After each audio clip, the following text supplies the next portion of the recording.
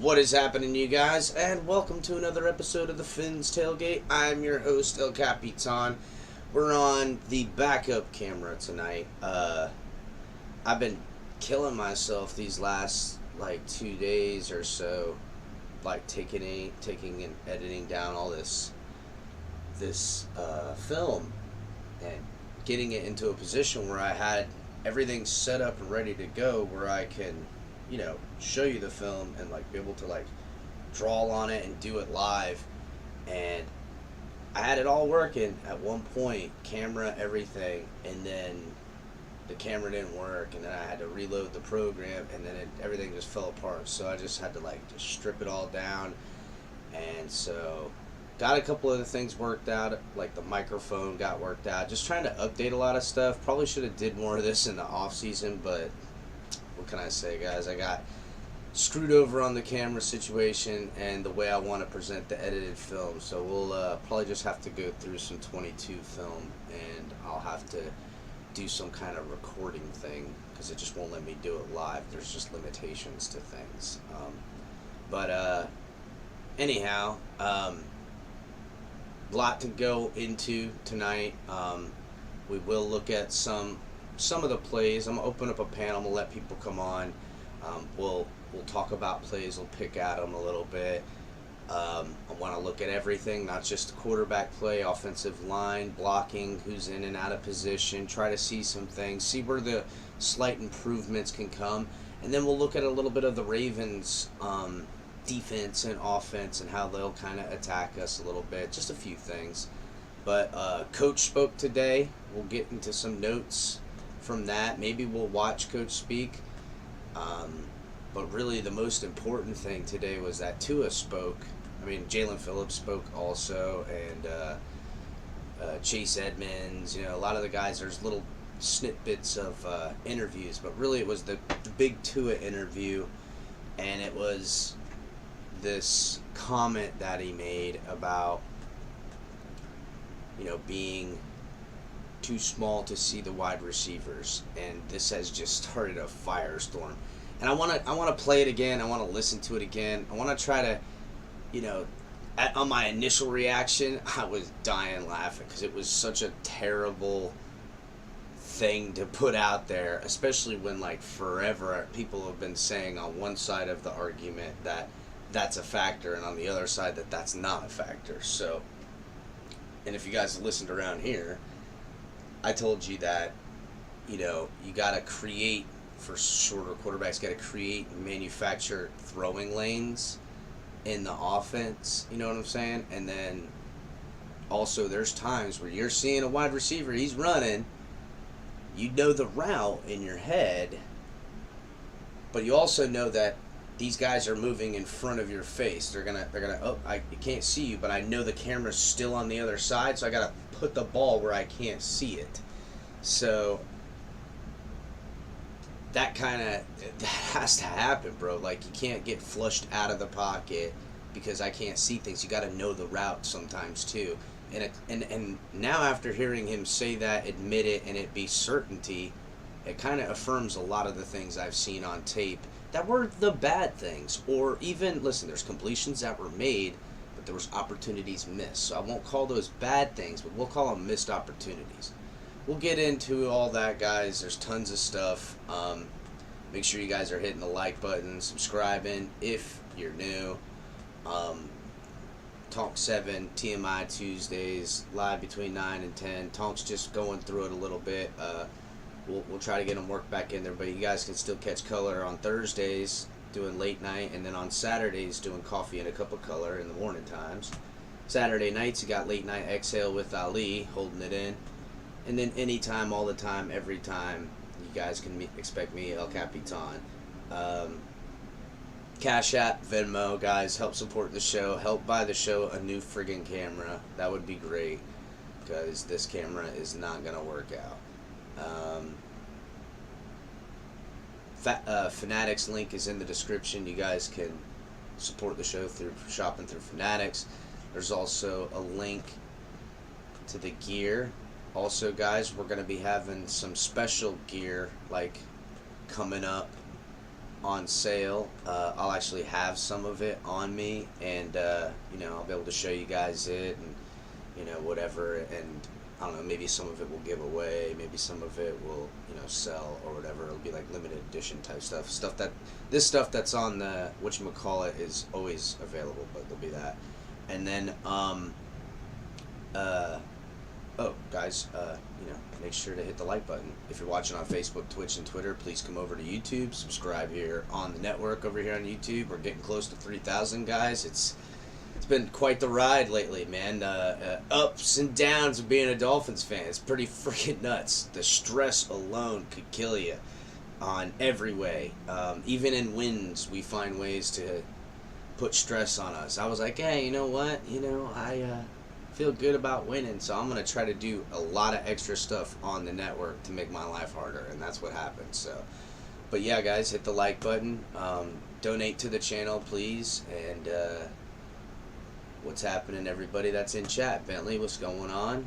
Your color commentary swinging through. Jarvis, what's up? Air this beach out. G, what's good? Carla, Tua, the man, the myth, the legend. California, what's going on? Jay, Manny Fernandez, what's up? Sid Riddy, what's going on? I believe, what's up, Roach? John, what's happening? Yeah, John, to me, from what I can gather from what Coach said, it's a toe with Armstead. I don't know if that's enough to keep him out. Jesse Davis sounds like it's a little bit more serious. Or Jesse Davis, Jesus, look at me. I'm already calling Austin Jackson Jesse Davis. What a Freudian slip on that one. Is he the Jesse Davis because he's going to be the new guy hung out to dry, or is he Jesse Davis because he's going to be the new guy that just plays injured and hurt and sucks, and that's his excuse? I don't know, but it seems to have some sort of correlation with the Austin Jackson production, which has not been good for the first round pick. Iceman, what's happening? Yeah, thanks. Sorry, Bentley. I'm burnt out, bro. Really am. Especially because, like, I had done all this work all day Tuesday. I did all this work for the film and have it. And I got, like, it edited. I just need to, run through and do it. But doing it live and everything I tried to do software-wise to utilize what I got just didn't work. And in the process of me trying to do these things, somehow my application for using the camera I use ceases to exist. So, and I've done everything backtracked. I even took those other programs off because it wasn't going to work anyhow if the camera's not working. So I tried to find another way, and it's in a hole. And I have all this work that I put together that's pretty much just scrapped at this point, and it's stressful as hell. And I'm falling behind on the work I want to get to as well. I still got fantasy to talk about at some point. It sucks. Just, whatever.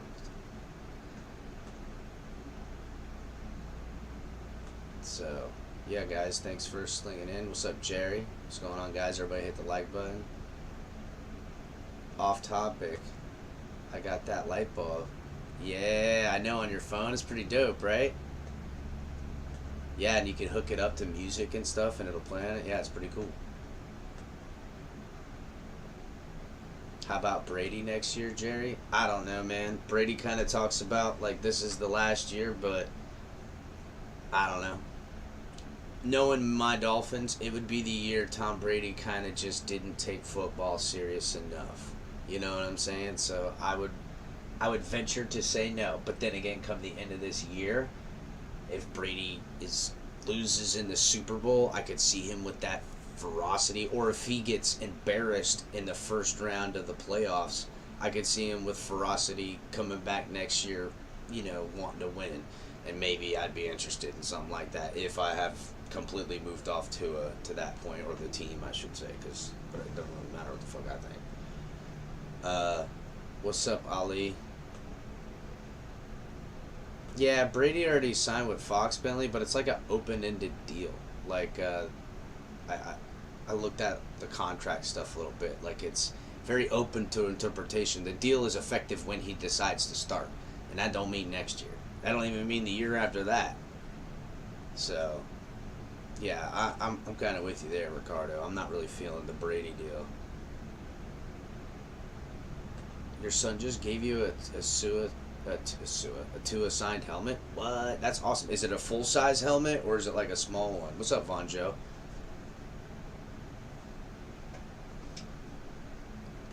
Sal, Tua told you, El Cap, Tua admitted you can't see the pocket.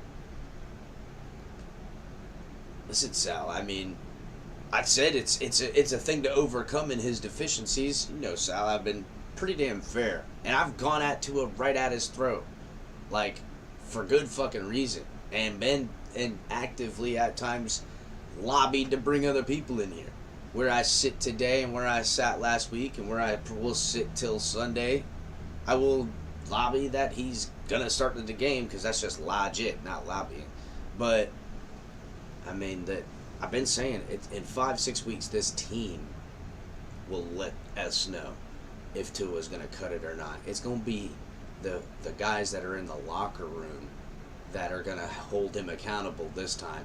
Don't have to be the big bad wolf Brian Flores coming after his head no more. It's going to be all the guys that are getting paid tens of millions of dollars around here, and the guys that want to make tens of millions of dollars a year around here are looking up to him and agreeing or following or whatever. It's gonna be its own mutiny, or it doesn't even have to be a mutiny in a sense. It's just the reality.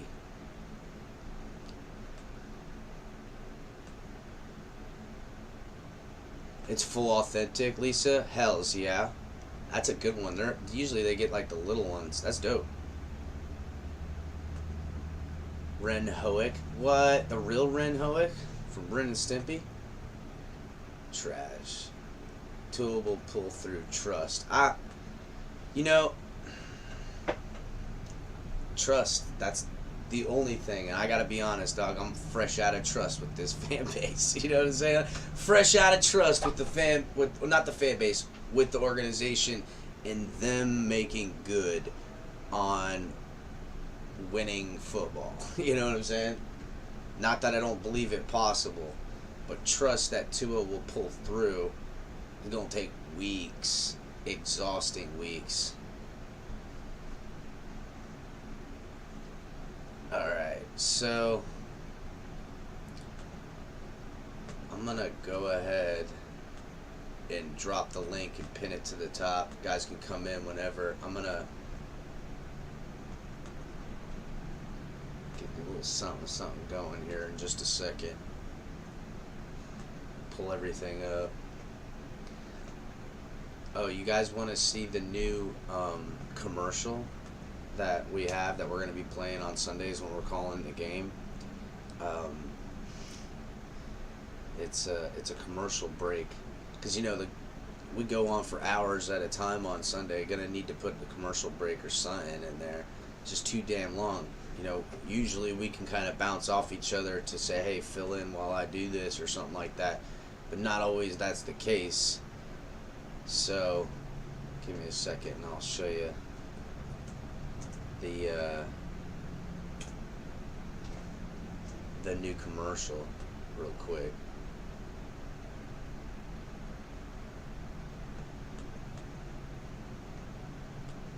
What's up, Jordan?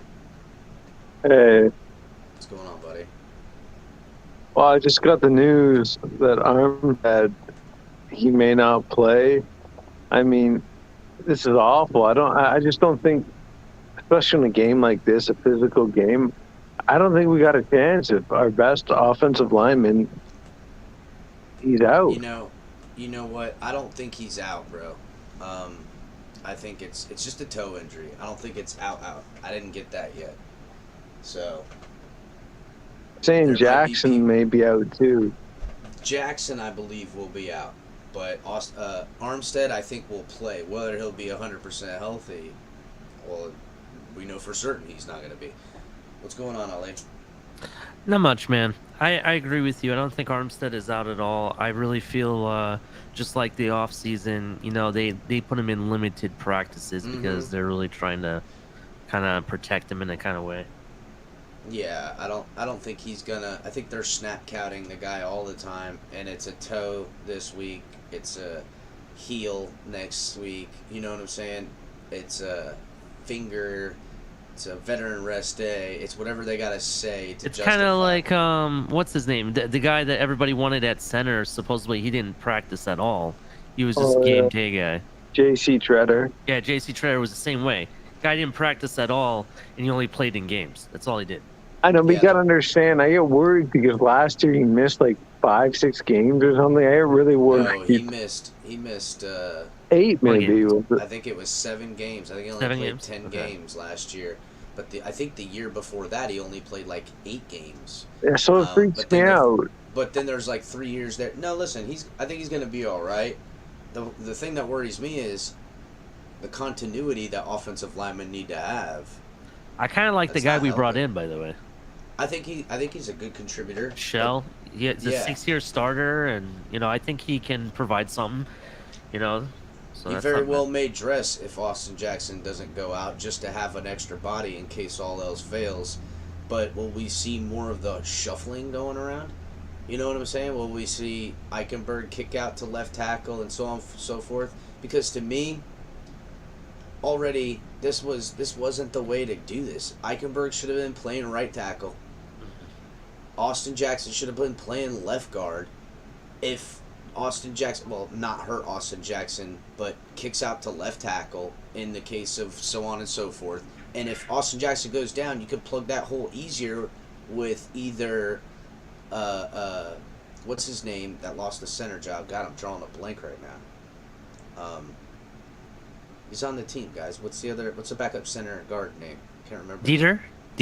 Yeah, Dieter goes in at either guard, or if you feel he's better center and slide Connor Williams to guard, that hole's a little easier to fix with those two guys than fixing a tackle going down. But when I was worried a lot about that, I felt really good about what I was hearing about Greg Little. And honestly, Greg Little finna take that job for good if Austin Jackson don't come back in time. So I'm definitely not happy about what went on in Tua's interview. It seemed very, I don't know. I'm gonna pull it up, and you guys can. Did you hear it, Ali? No, I haven't actually. I've heard, like, I've seen people comment about it, so I've heard a little bit, but not actually watched the interview or listened to it. All right. Well, you're not. It was good up for a while, but towards the end, right around when Travis asked his first question, that was really a. It was really a almost the kind of thing where it looked a little bit that it could be interpreted that it was negative about Flores. And I'm sure we'll hear that narrative tomorrow, what Tua answered in. And I'm like, geez, Travis. And I find it very convenient. Travis asked the question, and that's the answer Tua gives. And I know I'm kind of, stringing together freaking puzzles on the wall or whatever the hell it is. But it just, then it set into a series of motion where there were some bad answers. Like the last two answers were pretty, holy fuck. Está no bueno is what it was to me. It was not good the way it went. Ian, did you hear the interview? I was planning on listening to it after Mike McDaniels, but I totally forgot about it. But I did see that short clip of him because Tua is 5'8", he can't see receivers. So I saw that part of the clip. He's 5'8". I'm just trolling because yeah. I saw was like, damn, I missed that part. I need to go back. Bro. He insinuated he was 5'8", but I'm sure some people will say that he is. Like, he's Kyler Murray short, even though he's not. But now it's the overreaction, bro. If you can't see him, he can't see you, something like that. Yeah, that's not good. Yeah. What? Anything else that anything else he say that took you sideways, or is that it? It was some stuff before that when he was talking. We're gonna play it here directly, but yeah. The question before it, can't get it off the top of my head because, like I said, I wanted to kind of save it, and I didn't catch the first part of the interview either. So I'm gonna go ahead and get her all squared away right now. And Tua is the same height as Drew Brees, so Drew Brees, I'm sure had an issue like that, and I would venture to say 100% Drew Brees had the same issue. The thing is, and I've made this every time we make the Drew Brees comparison, and I agree with it, but I can't have the Drew Brees career trajectory comparison. And I know everyone thinks of, what are you talking about? He won a Super Bowl, he played so good. Well, that didn't happen till after. Up until that point, Drew Brees was small, frail, injured, and limited in offense. They went and got another guy in Rivers, and he got shipped off. He didn't even get a chance. Now, in the long run, when he was able to be in the league, I think it was his 7th year when he came back and did all that. That's a long time. Now, that could be what happens. It could take 7 years with Tua, but it will never take 7 years in Miami because he ain't got that kind of time. It doesn't matter about the years. I don't think it matters about having an offensive genius mastermind like Sean Payton and him finding out what Drew Brees does best, what he doesn't do best, and getting the most out of him and those limitations with height. How could we best utilize that and not make it as big of a deal? So maybe that's a thing Mike McDaniel's also working on. Not saying Mike McDaniel is going to be next Sean Payton, but if you're an see, I agree, that's something I hear what you're saying about. I hear what you're saying about, like, it's Mike McDaniel's job as the offensive coach and coordinator to scheme up ways for his quarterback to make the connections to his wide receiver. The deal is that You just like, don't want to go through all that extra trouble. well, like, that's why I keep saying, like, week 5 or 6, everything else gonna work out, because Oh, we'll definitely see in these next few weeks if Tua is the guy or not. We'll definitely will, because if we lose the next 3, then I will definitely be looking at Tua sideways, because we don't lose the next 3 games. We got to win at minimum 1. well, it's not really at even minimum. about wins and losses. Again, wins and losses, it is about that in the pantheon of competing and everything like that, but just solely on the narrative of Tua and what he can't do, or what everything else like that, the team is gonna decide. You know what I'm saying? The elevation, are they gonna continue to believe, or are they gonna defer on the backup or someone else? You know what I'm saying? Like, I mean, the I mutinies- totally agree that it'll be Mike McDaniel's call, and I trust what he determines as far as keeping Tua or not. But what I'm saying is that if we lose the next 3, then I'm definitely going to be not the best supporter of Tua, because with the talent that It's a we big have, game. This is a huge week 2 football game right now. Yeah, dude, from all we got- this we got shit. a lot It's of big games huge coming up. week 2 football game. This is a prove it game. He's gonna have to prove all the doubters wrong, including us. but not just him.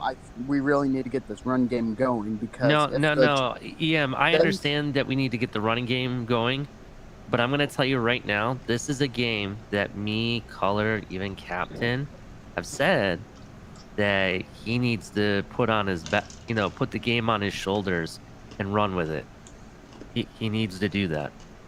And I mean, I don't think he has to do it. He just has to be more efficient and not make any mistakes, and just run the offense great. There was a point where he was talking about, they were like, well, what are you working on? Someone asked him a good question, and he said something about doing some improvements and what he's working on.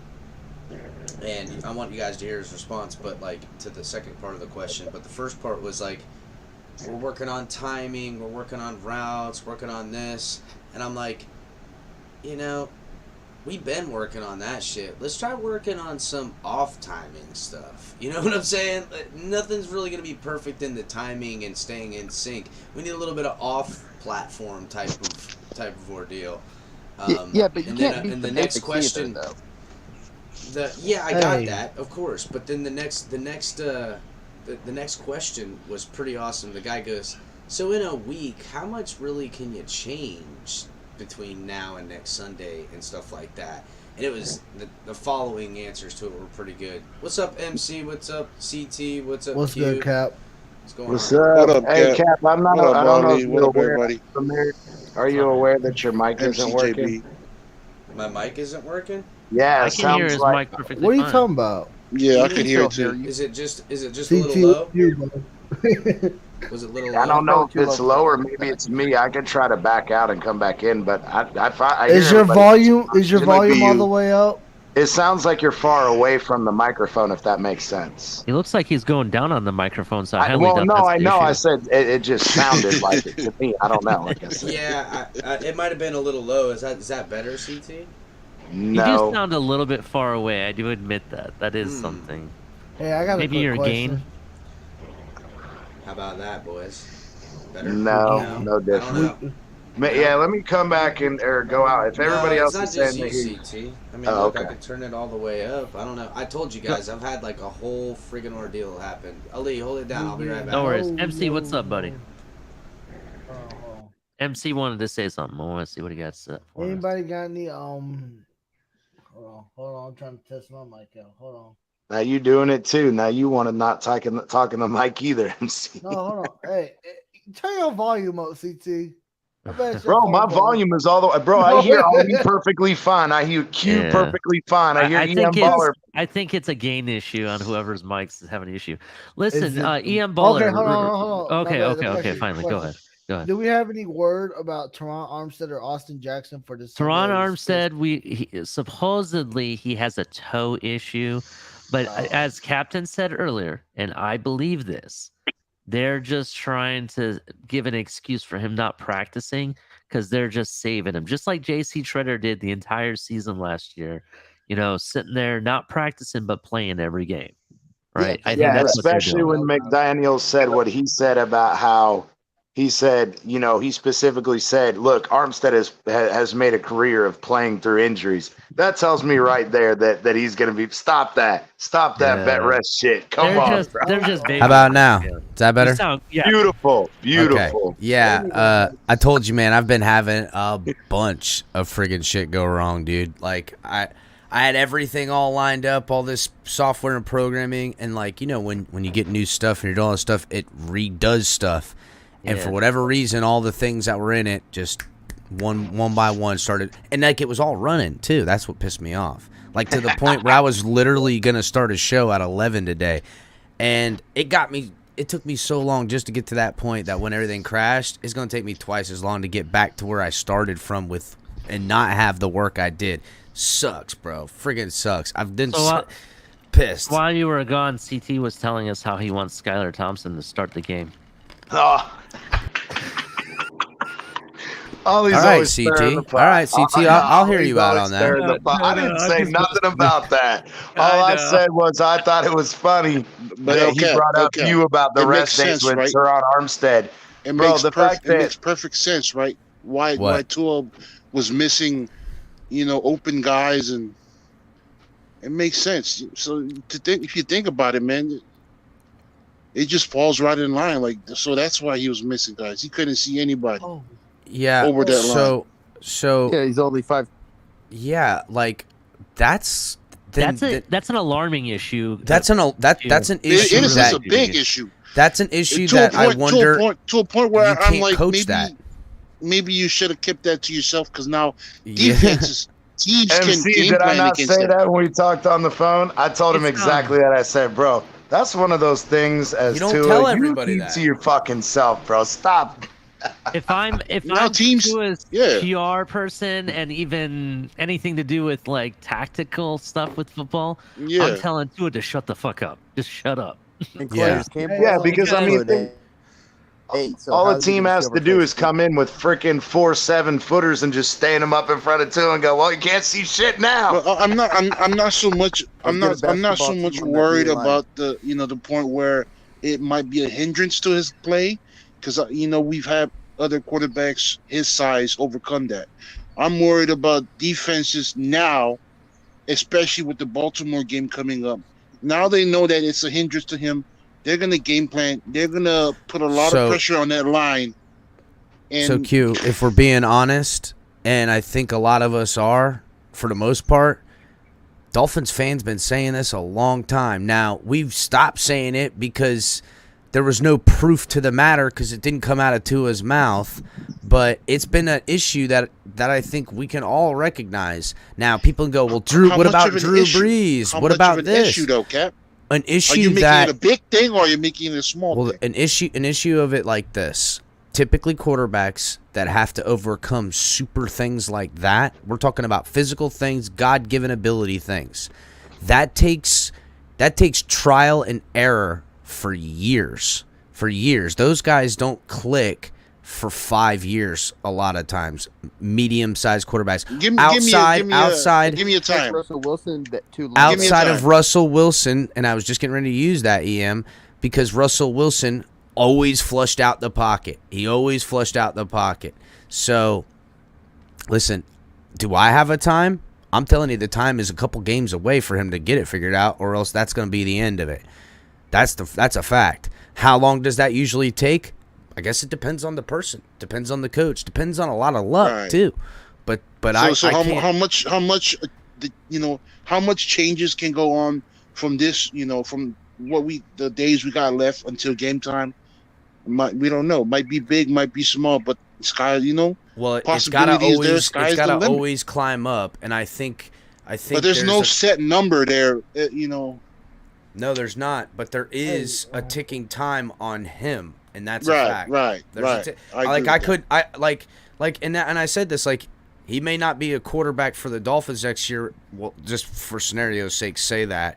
That doesn't mean he won't be a successful NFL quarterback one day. You know, like if he ends up somewhere else, he could be the second coming of Drew Brees, but that might take the third football team. You know what I'm saying? I don't know.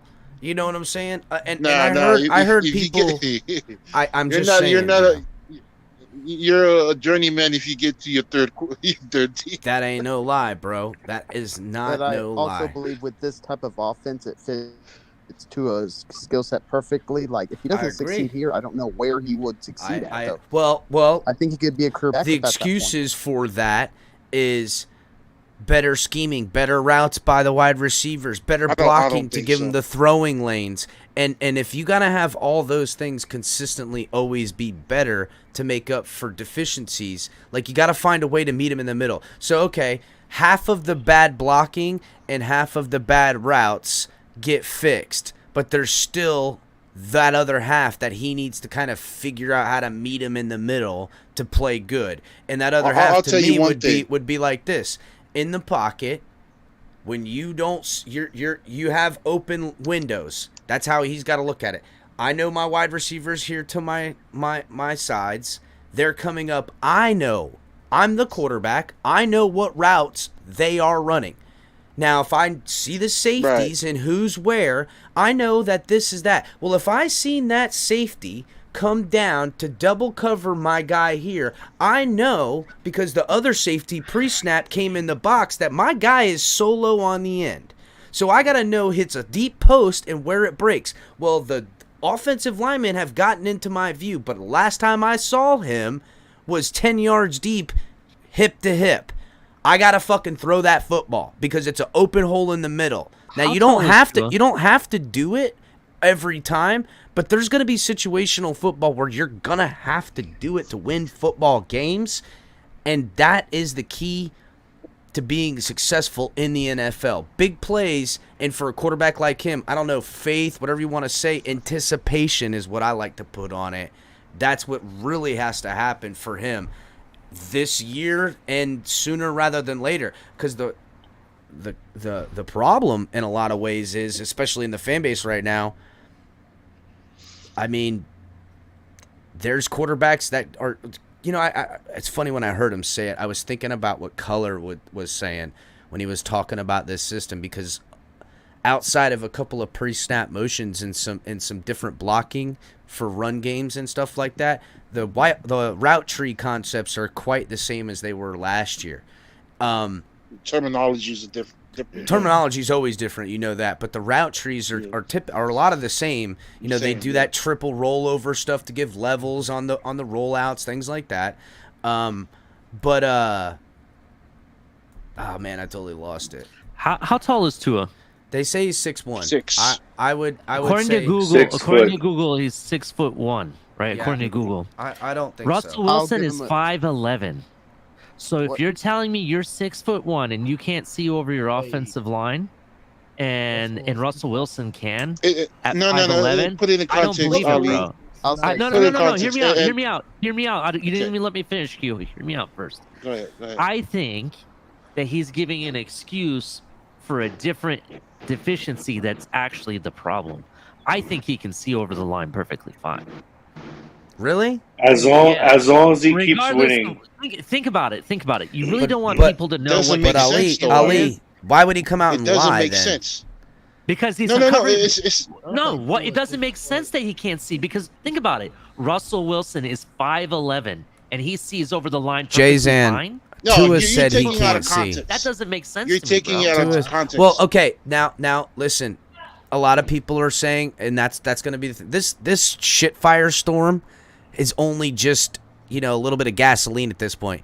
By the end of tomorrow, you're going to see how on writing about it, talking about it, fan page, it's going to be such a blow up like you haven't believed, guys. I'm just this is only a few hours old.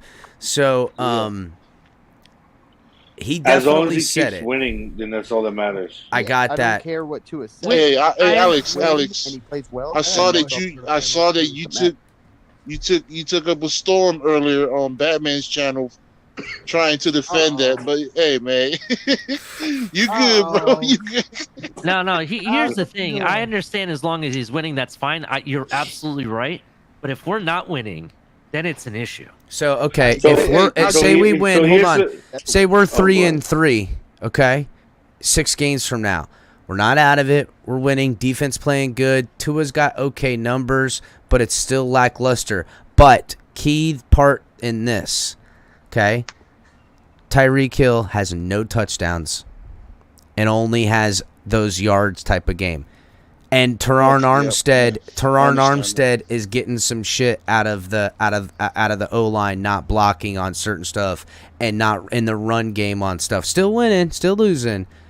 Everything kind of stays the same, but those two things start happening. I'm telling you, dude, this shit it's gonna turn for the worst, and I don't know what it'll be, but that creates toxic freaking locker rooms, which I thought that's what we were trying to avoid by getting a new coach around here. There's two things that need to get going in order for Tua.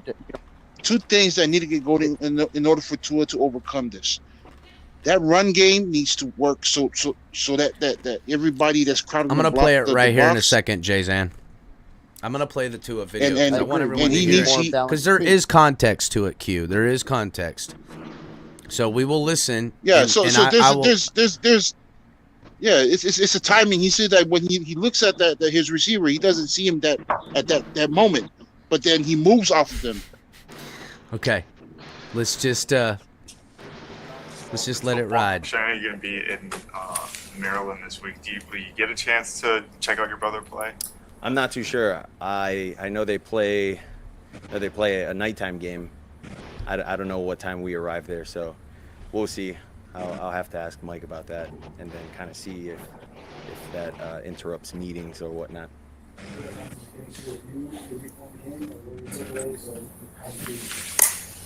Yeah, I would say there's a lot of things that we wish we had back in the game. Obviously, the first play we wish we had back. There's other plays that we wish we had back too, but it was great to look at them and learn from, and then move on to this week against the Ravens. So how much, I know you played them last year, Ravens, but they have a new defensive coordinator on early viewing the film. How much is different? I would say he has his own style of defense with the guys that he has out there, and it accommodates all the guys that are out there and their talents. I don't know how he's gonna match up, their guys with our guys this week, but I'm sure he has a good plan. Tua, what excites you about going into a hostile road environment against a very good football team? I mean, opportunity. The opportunity for us as a team to show what kind of team we have. This is our first road game against a really good team. And, we have a chance to go out there and do something special. Now, Such a puff piece question. What excites you about going into a hostile environment for a road game? I mean, just a puff piece question. it's going to be a first of, crowd noise while we're on offense. And, Good answer, though. Having to deal with communicating out there. So, we'll see how we want to go about that. What do you think of the possibility that you could be without 2 starting tackles and that you also had to have some shuffling online in week 1? Yeah, I think that was kind of awesome. Not that our guys got hurt, but it was awesome that guys stepped up, and when their numbers were called, they stepped right in, and it didn't seem as if we kind of missed a step.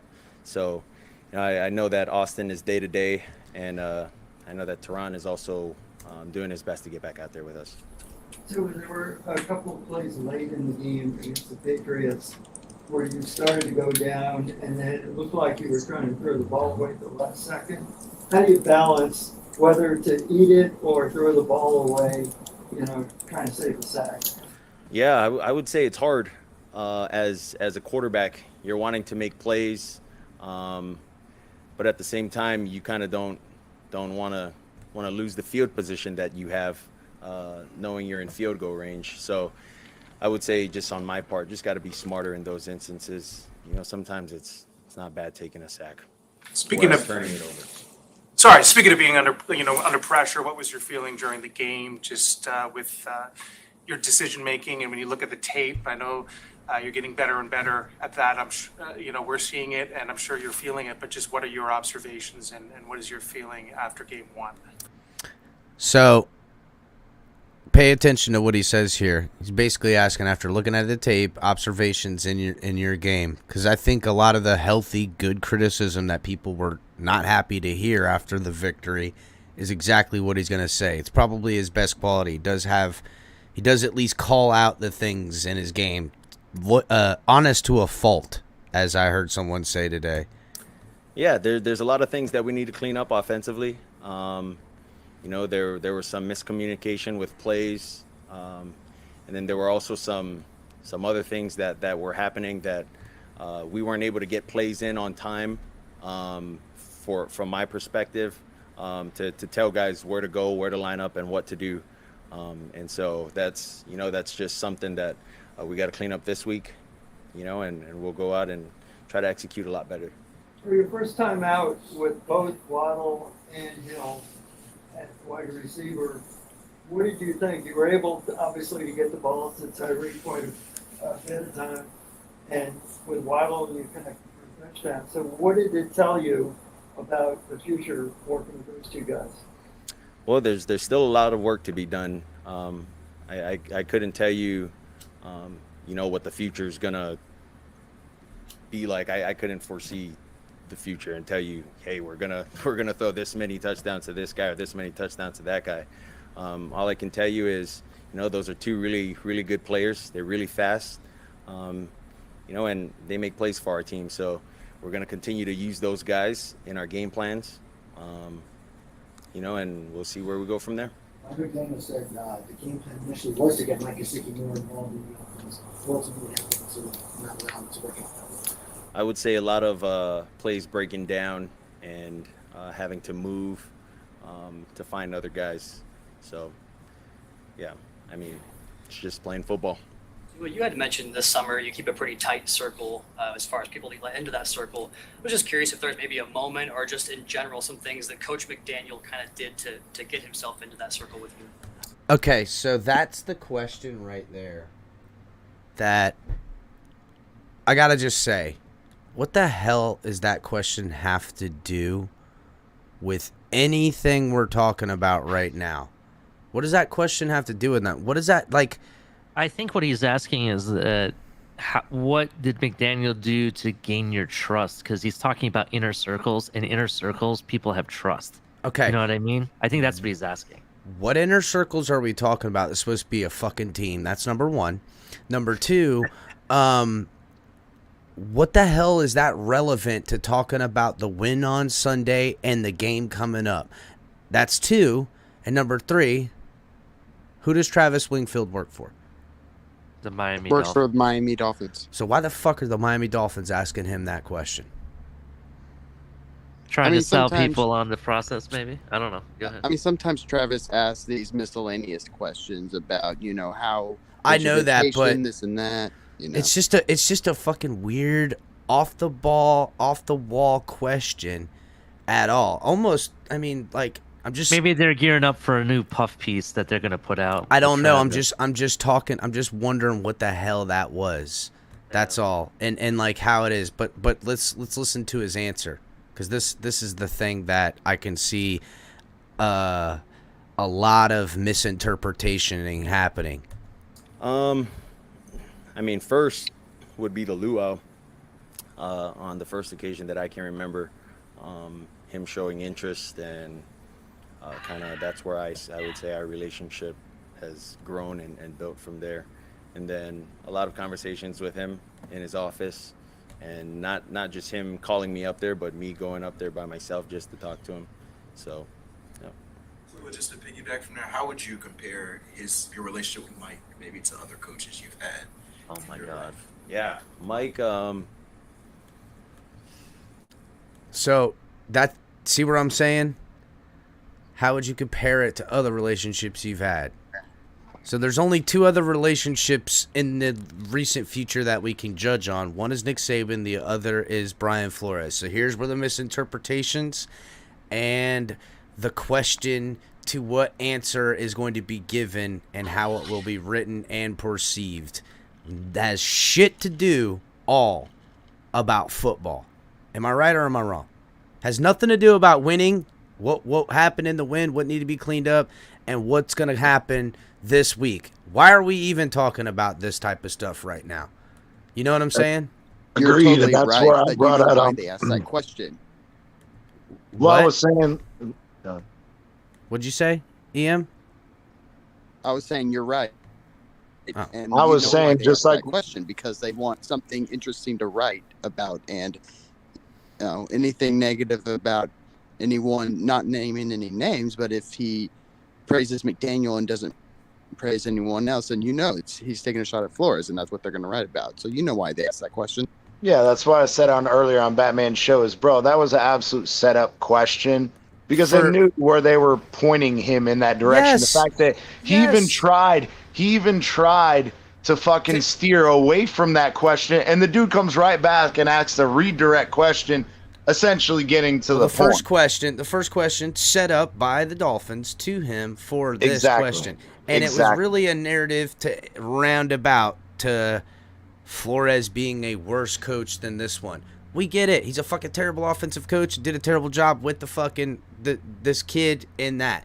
But we're talking about inner circles. We're talking about trusts. We're talking about this. I just want to keep the narrative. Do they and really together. not have better questions to ask, to be honest? Exactly. Yeah, I'm saying, like, what the fuck are we talking about right now? You know what I'm saying? This is week fucking 2 of football, and you're talking about trust and fucking holding hands and how he's so much better than the last guy. Fuck the last guy and fuck that trust. I want football winning. What are we talking about?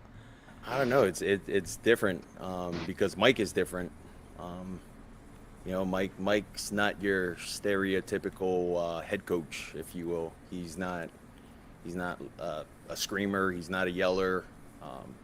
If you mess up on a play, you're not the worst player in the world. Why did you mess up on that play? How can we help you fix that? I would say very reasonable teacher and very reasonable coach. We were joking that we got kind of lucky during training camp because we never got rained on. But was this maybe your guys' first practice in the rain too today? What was that like? And obviously, I know that's something you wanted to work on too this offseason. Yeah, this was our first. This is our first practice in the rain, and it started raining pretty good. It's good, Big John. Practice, but yeah, I thought it was good. Worked on some wet ball drills, being able to throw it in the rain, and I thought it was pretty good for us. Fun. Yeah, it's fun when it's not hot, and you don't have to drink as much water. Too, if I can ask, I've never played quarterback before. How different, what do you have to think about when you're throwing in those conditions versus otherwise? Just the ball gets slippery. That's it. But yeah, I would say other than that, that's the only thing. You just got to make sure you secure the ball when the ball is snapped as well. One more, I guess, last year when you guys played the Ravens, that kind of sparked a nice little win streak for you guys. Do you think that this team is going to come back and maybe have something to prove against you guys? Yeah, I would say every team is looking to prove themselves this season. Not just the Ravens against us, but every team. For us, we're looking at it as an opportunity, and we're hoping to go out there and get their best, and know that they're going to get our best. I asked you about a couple of balls that kind of skipped to their targets. Were those a product of hesitancy, or it's something mechanically that you want to be more consistent? Oh, which one? A couple passes that kind of skipped to their targets last game. Do you think it was something more mechanically, or was it hesitancy in reads that? All right, so did you hear what he said there? I'm going to rewind it a little bit. That kind of skipped to their targets. Were those a product of hesitancy, or it's something mechanically that you want to be more consistent? Oh, which one? A couple passes that kind of skipped to their targets last game. Do you think it was something more mechanically, or was it hesitancy in reads that kind of led to it? Shoot, I don't know if I understand the question. Last Sunday, Yep. against the Patriots, there were a couple passes that were short. Okay, yep. Yeah, you know what I'm talking about. So, was that something mechanically that you want to correct now going forward, or was there some hesitancy in reading? Yeah, I would say it was the timing of the play. Some plays I was a little fast within my footwork. And some plays I was a little slower and having to speed up. So that's what I would say about that. It's just the timing of the plays. What does practice actually do for a Sunday? Like, what can you get better at these 2 days that can actually help you Sunday? Yeah, I mean, you want the way you practice to translate to how you play in the game. And so that's why we work a lot on timing. We work a lot on where guys need to be. And for me, for instance, if we have a slant and we have like an over the ball player and like another player in the alley and a flat, for me, I can't see because I'm not the biggest guy out there. So if I can't see you, you can't see me, I can't get you the ball. And like spacing with the guys. So if you can't see me, get somewhere to where you can't see me, then I can see you, then I can hit you. And then even within our walkthroughs, that's kind of what I use practice for. Yeah. Thanks.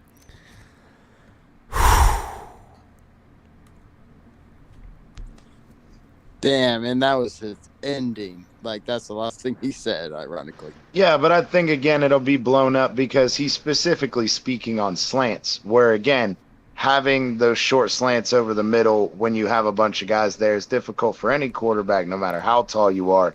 But, again, that's one of 4 things that he mentioned that he uses practice for. So you want to know what's bad about this, blown up, CT, though? You want to know what's bad? Because now it proves that his Alabama days were just the product of what he played with. Because if you go back and watch the Alabama tape, which I've done, right? Because I wanted to see exactly how good he was prior to be drafted in. And even now, comparing it to now to figure out where his deficiencies are. You watch that blocking, that offensive line at Alabama, it's always spaced out. It's never straight up, in front of him or anything. It's spaced out where he has perfect lanes to see everybody. And that's what he's talking about. And that is something that if you can't overcome that, as some people have said in these panels, and I'm going to say it right now, what are you doing in the NFL? Do you got to get deeper on your shotguns? Do you got to roll out every single time?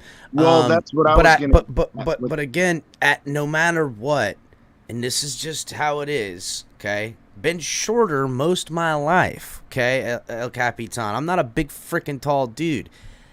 When things are taller and moving in front of me, you get windows of sight, and you got to be able to know what you're looking at, but use your peripheral to know, hey, oh, so-and-so's on here. I seen him bet that way. It's obviously he didn't get jammed at the line.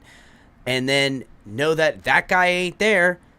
If I caught him in that second window and he was, there and there, I got to throw it further out. I don't have to see, know, and have a straight line of sight to put a ball or something where it's at. That's called just, I don't know what the hell, dude. Like, I mean, we've all done it. It's like a trick shot. You get it around some shit. Bam, you get that bitch. And then you start getting it with consistency. Like, to have a straight line of sight in football, to need to throw a football is impossible. It's impossible to get that every time. Yeah, and on top of it, he just gave away his weakness. Well, supposed weakness. No, he didn't give it away. People know this. Let's be real, guys. Look at how they scheme up to get on passing downs on him. No, I'm talking about if he's having a problem seeing those people in lanes, what do you think's going to happen? Even when they create spacing the way he needs, it's just telling the defense exactly how to defend it because they'll just be able to cover those gaps. Do you yeah, but I'm saying but you also take into account that, and what I was trying to say about Alabama is they played him mostly in the shotgun, where he had a little bit more space to survey the field. The issue is you can't do that all day in the NFL. That's not going to work. And I get it, doing like, El Capitan said earlier, is I'm not asking him to be able to make that throw every fucking time it presents himself. But if no, that's the thing on the limitation, CT. If that throw is there and the line of sight is there and you don't make those throws, then what are we doing? Because you got to make on the limitations that he's got, that window for line of sight for him to get that blocking right and that player to be down there might happen 3 or 4 times a game maximum. You have to take that shot no matter what, every time, because those are the only times you're ever even going to have a shot when you need a direct line of sight. So there's just too much. I'm going to rewind it again a little bit because people want to hear it again for some reason. Oh my God. What? Timing of the play. Dolphin Nation has put out a quote by McDaniel calling Lamar Jackson the most dynamic player for sure at that position. Oh, you didn't see that part? The most I've been dynamic busy today, man. Oh my God. the most dynamic player at that position he's ever seen. And I mean, it's a fact, guys. Like, listen, I will give it to anyone. I will give it to anyone about Lamar. His short passing game is horrendous at times. He has no touch on that ball. Then just take that out of there, run the football, and just let him do that and take deep shots for now on. Just do that, because that's fine by me, you know, or middling shots or passes, you know, 8 to 10 yards. Those 2-yard darts right out the line, he can't get them. And when he tries to throw it out to the running back who's shallow in the flat, it hangs in the air a little too long, which usually results in someone being able to pick up the running back when they are open. I get that. But if that's the worst I got to deal with because his arm's so strong that he don't know how to take it off without taking too much off, I'm sure he can either A, figure it out over time. That can be coached, I would imagine. Or B, I can live with it most of all. Lewis, what's up, buddy? What's going on, Cap and everybody? What's up, Lewis? What's up, Lewis? It's Lamar 2023, right, Lewis? Skylar Time's up here. Lakers All Day is here. Mark, the Bills connoisseur, Bills Mafia, scrolling through MCJB. Hey. Guys, we've hit the 1 hour mark. Make sure if you're watching, guys, hit the like button, please. Hey, yo, Lewis, man, you was speaking that truth in that Twitter space, man. I was backing you up in there, man. Lewis been on one. You was speaking that truth, bro. I'm just gonna leave it at this, and the only reason I'm up here is because I got a splitting headache when everybody left that Twitter space. All these two-and-ears, and I'm not gonna put no names on it, but they know who they are.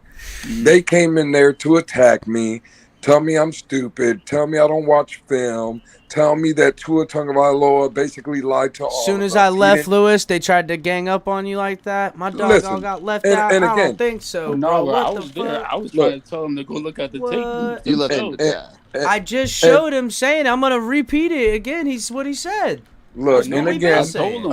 I'm not trying to play the victim here. And again, I'm not the victim. I always stand on my 2 feet. The only reason I'm here is to show my homie Cap some love because he always shows me the same respect and love. But I'm going to tell you right now, as far as I'm concerned, I'm going to still keep coming on these panels, and I love everybody up here, and I'm always going to talk my Dolphins. But from today and moving forward, I will not have Tua Tagovailoa's name in my mouth no more because I am done with this kid. Facts. So if we're going to talk football, we could talk offensive line, we could talk defense, we could talk running backs, we could talk coaches, we could talk whatever we want. Don't ask me another question about this kid because this is going to be the last time I say it. I am off this kid. I do not want him as the leader and as the face of my franchise anymore because we can say and make all the excuses we want. The fact of the matter is that him himself basically came out and told everybody he has limitations that is holding this team back. Yep. Period. Ain't no lie. I don't care about whatever excuse anybody else wants to make. I'll leave that up to y'all. But from now on, anytime you see me on any space, don't ask me another question about the quarterback because I'm done. I love it. It's a painful fact admitted by him. Let's watch it again real quick, guys. Let's just watch it again. But it's the thing that makes me hope with the slimmest of margins because he knows, everybody knows, and it's obviously out in the open and spoken about with the new coach. And really, if you notice the Travis Wingfield question with the rebuttal, everything was getting him to say, you know, coach and him trust each other. And he's trusted enough to hear it honestly from coach. And this is what he came down with. because this was his honest answer back, because maybe he didn't say this last year because he was too afraid to, because didn't have the comfort. But in that meeting room when they went over the film, he's saying, what are you seeing here right now? And he goes, Coach, I'm not seeing nothing, and that's the problem. And now there's not a lack of communication. The only slim margin of hope I got is that somehow the two of them can figure a way to overcome it and make those big boy throws. But if not, and that's we're talking about a lot of shit to happen. We're talking about some good shit. I will give, if this does happen and we're sitting here week 8 and we're like, wow, Tua's really done some shit and really showed up, I will only credit Coach for working extra hard for scheming it, and I will credit Tua for working extra hard to fix it. But until then, this is an ugly, bleak future, because what he's saying is what we have continued to receive out of him in quarterback play, and that is a fact. Hey, El Capitan, let me say this very quick, bro. What starting quarterback would say something like this? You know what I'm saying? Brutally.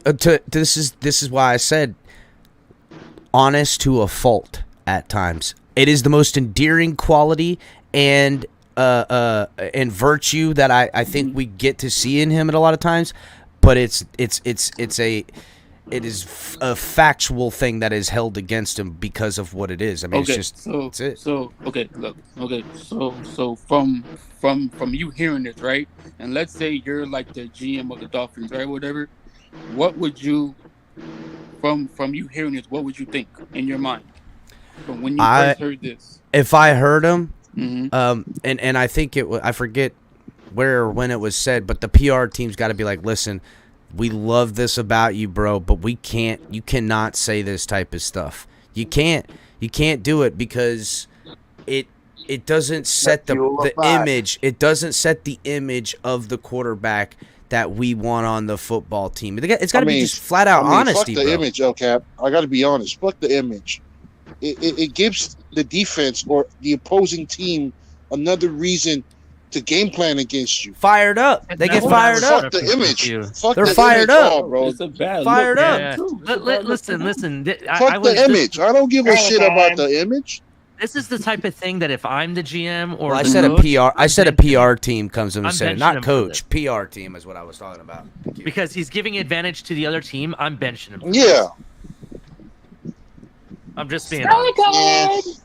And I don't mind if we bring in Bridgewater at this point. You know, if we really have to go through that trouble of seeing what just as long as Tua's out. fine. So and G is right. That's just be like the whole season, Hey, bro. I'm just take it talking one about game at a one time, game. bro. That's One the game way- at a time, bro. One game at a time. G Don't is like kind that of he came right. out and It said it, seems like there was a deflection in this scenario, in this questioning and answering here from him, saying, if I can't see you, you know what I'm saying? That's putting it on the wide receivers, and it's also putting on the offensive line that they're not getting those throwing lanes for him to see. But do you under the bus? But do you understand? Do you understand what that says? That says that the wide receivers got to work harder and the offensive lines got to work harder to make up for size deficiencies. Is what. Okay, do do you recall the question? Do you recall the question? I'm gonna play it here right now. You want to hear it? Let's hear it again. Okay. I'm gonna play it back just a little bit longer because I'm gonna do that both. Skip to their targets last game. Yeah. Do you think it was something more mechanically, or was it hesitancy and needs that kind of led to it? Shoot, I don't know if I understand the question. Last Sunday, Yep. against the Patriots. There were a couple passes that were short. Okay. Yep. Yeah, you know what I'm talking about. So was that something mechanically that you want to correct now going forward, or was there some hesitancy in reading? Yeah, I would say it was the timing of the play. Some plays I was a little fast within my footwork, and some plays I was a little slower and having to speed up. So that's what I would say about that. It's just the timing of the plays.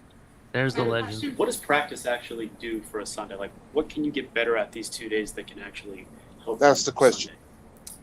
Yeah, I mean, you want the way you practice to translate to how you play in the game, and so that's why we work a lot on timing. We work a lot on where guys need to be. And for me, if for instance, if we have a slant and we have like an over the ball player and like another player in the alley and a flat, for me, I can't see because I'm not the biggest guy out there. So if I can't see you, you can't see me, I can't get you the ball. Does that not sound like he's talking to somebody else right there? Yeah. It sounds like he's No. talking to somebody else right there. I'm sorry, it does. Yeah, No. because the fact How? that he's saying, Biggest guy. yeah, because I For think me- he's had this conversation with someone else at the same time. These words out of his mouth on the answer to this question is the conversation they had this morning before practice. I'm telling but then you, it goes back to the question.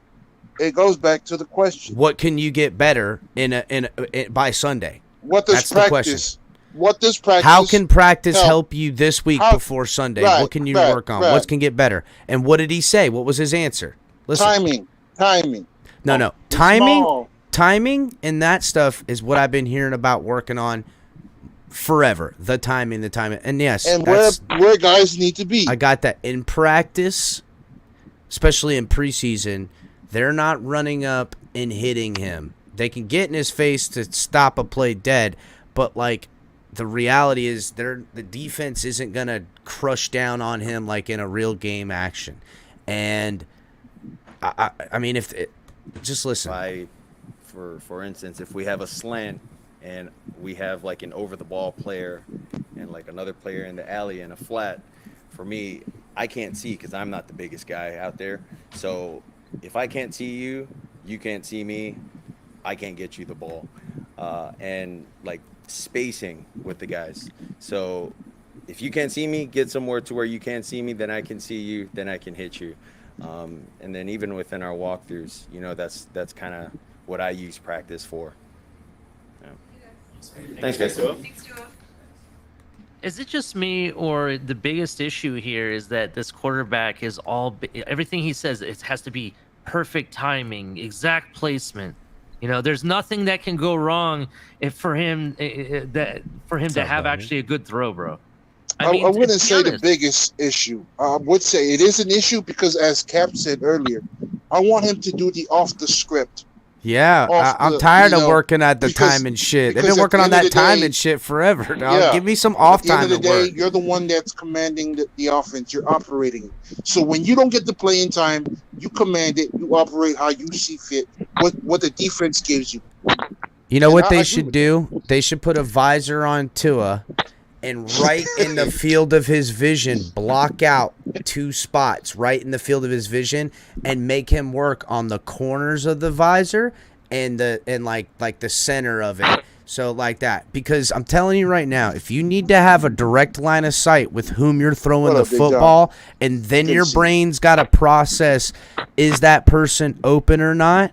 That is too much fucking time for any play to be 30 yards deep in the NFL without pressure or a route break or something. It's just too much. What's up, Big John? I missed you, buddy. What have you been doing?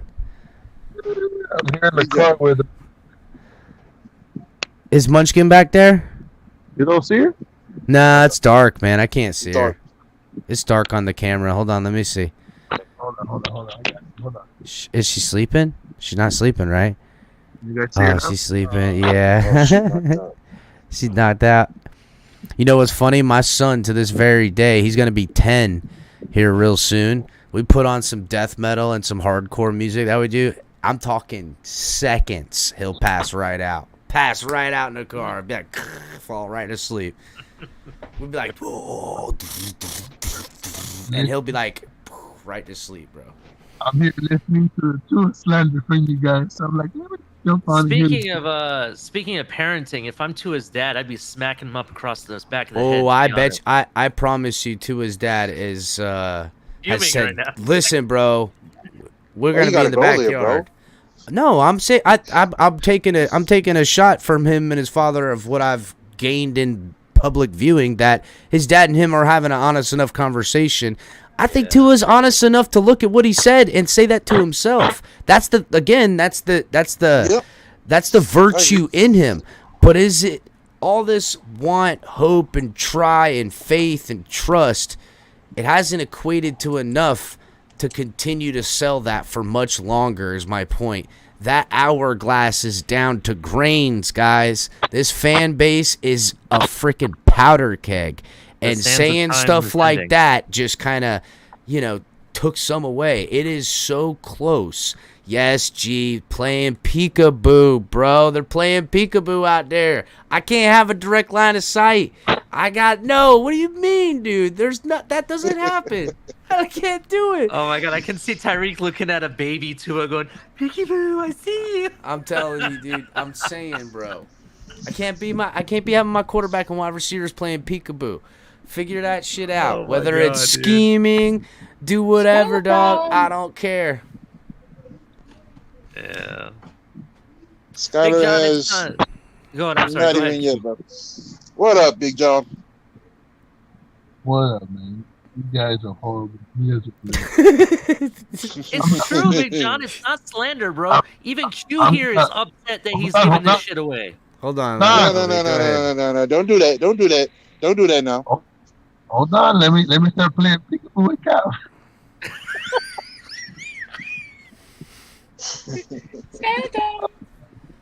Oh, man. I miss you guys, man. I had a problem. I had a problem with my computer, man. I know you've been having a issue with it. Yeah, Listen, you and me both, bro. My camera's gone down. My mic ain't syncing like it used to. I can't use the camera I was using. I don't know, all kinds of stuff. Who's the top? Who's the top left? No, who's the one after the top left, Cap? MCJB. Goddamn nigga, your head is. You need to back up off that camera, bro. Jesus. All I saw was a. Hey, let him know what's up, MCJB. Yes, MC, don't take that. Don't take that. You don't get your goddamn. Never mind. Go ahead. Look. No, but Yo, Brinkley. I had issues with the computer, and then my phone broke at the same time, so you couldn't reach me. I just got back today. I actually got lucky because I couldn't find my screen. I went to a store and the guy's like, "I have the screen for $40," and I was gonna buy a new phone, and I was able to fix my old phone for $40. I said, "Well, that's looking up." Yeah, hell yeah. Come up with the save. That's good. Yeah. So how many points do you guys think we're gonna lose? But I think we're gonna win. But I know you guys are all negative. So tell me. Oh no, I still predict a win if all things go right. I predict a win. It's gonna be the same score, 20-7, bro. That's what I'm. I think it's a little bit more like 27-24, Right, Big John? It sounded 24-21. It was a funeral this past Sunday. Well, There's about to be a funeral this coming Sunday. Although I'm able to judge the quarterback on his words and his actions, I'm also able to realize it's a team sport, that it don't have to friggin' fall all on one guy. This defense is fire. And matchup Can y'all hear my wise, grandma complaining in the back? I mean, no, but She complained about Tua, then I agree with her. She's complaining about Tua. She always support Tua. Hey, CP, bro, but you're an asshole for not answering when I called you. Just letting you know. I don't know if CT's there. I don't know if CT's. Yeah, I don't know if CT's there. You can rewind the video. Yeah, he'll watch in VOD.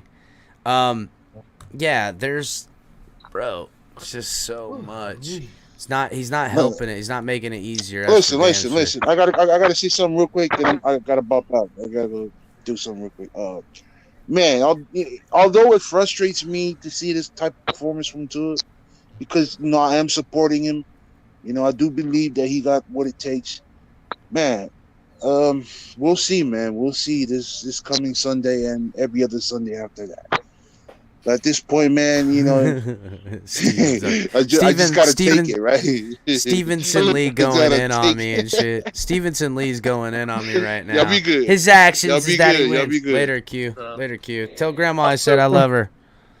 Yes, sir. I'm a little confused, guys. The Dolphins win. Okay, they didn't play a great game at all. Okay, they win the game, and we're still complaining about the fact that this and that and the other and the other. You guys do know it's week 1, right? You guys do know nobody played preseason, right? You guys know they didn't have any. So Big John, after the game and even on Did Joe Burrow not throw 4 interceptions? No, he didn't. I just want you to yes or no. So I've answered this exactly. Don't show me. Did he throw 4 interceptions? He did, Big John. He did. You're right. Did they win? No, they lost. They lost, Big John. Then I don't care. I don't care. So We won. I don't want to measure piss poor performances by anybody. Like for my quarterback down from Joe Burrow, he got sacked 7 times, I think, and threw 4 picks and all that stuff. You're absolutely right. But why would I want to equate that to what my quarterback is? Because that's a downward trajectory. We're talking about a team that just went to the Super Bowl, and everybody's sitting there saying how good Joe Burrow is in this game 1. He threw 4 picks, got sacked 7 times. His team lost. Okay? Last year, do you know how many fucking teams threw for 270 yards against the Patriots? 3 quarterbacks. You guys are not paying attention. I know what we're looking at, and I agree with what you guys are complaining about. It's week 1, but that's okay. We're going to be doing this every week. I'm not going to come up here every week. But we're going to be talking about this every week. John. Until it's not talked about, because it'll be done right. Until he does correctly to you.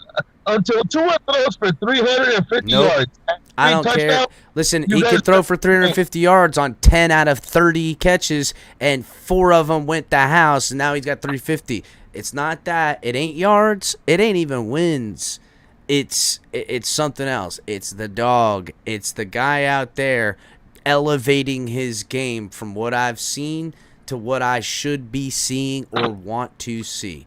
That's all. And the fact about Joe Burrow and stuff, I don't want to measure downward. Never do, never will. If anything, I want to measure up and see in my quarterback, how can he take his game upward to be more like this? Not, oh, I'm okay where I'm at because it didn't look like that. Ah, Big John, where'd it go? That's not the way I want to equate. Win, great. And in fact, after the game, right after the game, next day after I simmered a little bit on the game, even Tuesday, still to this moment, pleased with his performance in a lot of ways. The thing is that, and it's a term we've said a lot lately, there's meat on the bones, there's elevation. It's where the franchise quarterback, because this is the thing I'm trying to tell everybody, and I've been trying to tell everybody, it's not so much can Tua win football games. It's not so much is he okay. It's is he a franchise guy. Now, this is the part people don't want to hear. This organization has already shown an active and willingness to move off of him at the quarterback position. They are the ones who've created this narrative. No, people didn't make it up out of thin air. There's picks off of our board to prove it. You know, they've tried to trade up.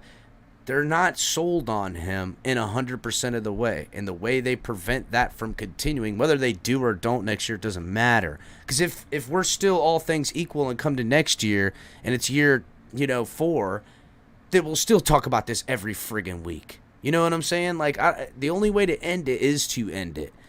And that's going to come from some better football play, and it's those types of plays. What's up? What's going on? Fins for life. I haven't seen you up here before. What's happening? Yeah, what's up, man? Yeah, it's my first time here. I don't know if y'all can hear me all right. Yeah, you sound good. What's going on? Cool. Yeah, I wanted to pop in real quick because hearing what he was saying there, Big John. I think he was getting in his feelings a little bit, but I think everybody jumps on this Joe Burrow little thing about interception. Yeah, he looked shitty, but everybody seems to forget who was it that drove him down there in the fourth quarter, and they would have won the game had they not missed the extra point too. Yes, thank you. There's so if they'd have kicked overcoming. that field goal, everybody be talking, oh my God, you see Joe Burrow and how he got it. Good quarterbacks put everything behind them and try to go win a game. Mm-hmm. And that's what you saw. You saw that dog, like you just said, Captain. You saw that dog come out in him. He looked shitty. He's going to clean it up, but he's got that dog in him. So I don't want to hear this Joe Burrow, this and that. Like, yeah, but he's going to get better. It's more of that type of elevation in his play, and I can see where like there's small points for the growth, easy enough. Just like we were saying earlier, those 2 to 4 windows that will open up for his straight line of sight. I don't give a damn if it's, neck and neck and they're that close and it's not an open pass. Just take the shot, because that's how you win football games in the NFL. 50-50 ball type things, taking the shot, keeping the defense honest. It makes the run game easier. It makes the soft pass game underneath easier. Then it brings them up. They just load the box. You go, I'm taking a shot again. You stretch them back out again. You have to be able to constrict the defense this way, or it limits everything, and it puts all that lack of game that you could get from doing those types of plays. It puts all that stuff on everyone else to carry a load a quarterback could do with 3 plays a game. You know what I'm saying? That's the problem. And it stresses out your money guys. It stresses out everyone else.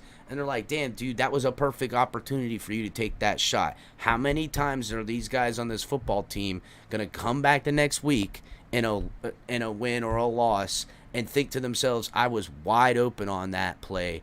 Why didn't you hit me? You had me. You had the time. You had the stuff. That's where you can be fairly critical, because that's the type of growth he's going to have to show to prevent from losing his job this year. This team will move off from him. It is done. Whether that's a draft pick, veteran guy, I don't know. But they've already shown the willingness to do that. Yeah. Skeleton. Captain, I think they're already moving off of him. I really feel they do. That's why you're seeing quotes from McDaniel about Lamar out of nowhere. What was the point of him commenting on Lamar? He didn't need to say anything about Lamar. Well, to me, the questions are asked. Playing them this weekend. Oh wow, CT's awake now finally. Mm. Yes, No, they're playing I had them, to but deal with some kid shit. Why would you have to say that? Oh, he's the most dynamic player. Why don't you say that about your own QB? Oh, because he's not. That's right. I'll play it here in a second, Dolphin Don. He said that he was the most accurate passer he's ever seen, and I get it. I mean, I don't know. Is it coach speak of him just hyping up the opposing quarterback and being like, look, I'm not going to disrespect the guy. This is the NFL. It doesn't work like that. It's only players that go after each other, calling each other trash, and but coaches don't do that. They always do the right thing, say the right thing. You know what? I'm going to call it right now, CT. That's bullshit. I think the Miami Dolphins and Jim Ross told him, hey, don't say anything mean about Lamar. He might be our next quarterback.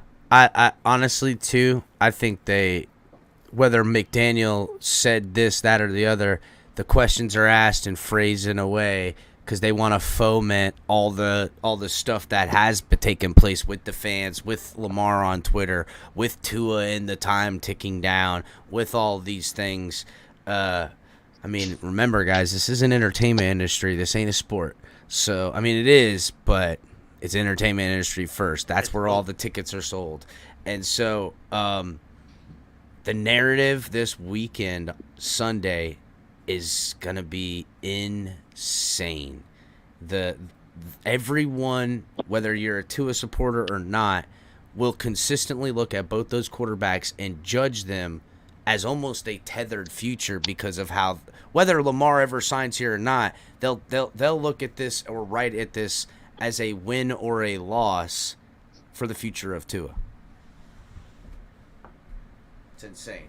I'm going to pull this back up again so people who made it in a little late, and hit the like button, everybody, can see exactly what he said. I'm going to rewind it a little further back because I feel like the question right before it was relevant to the whole statement.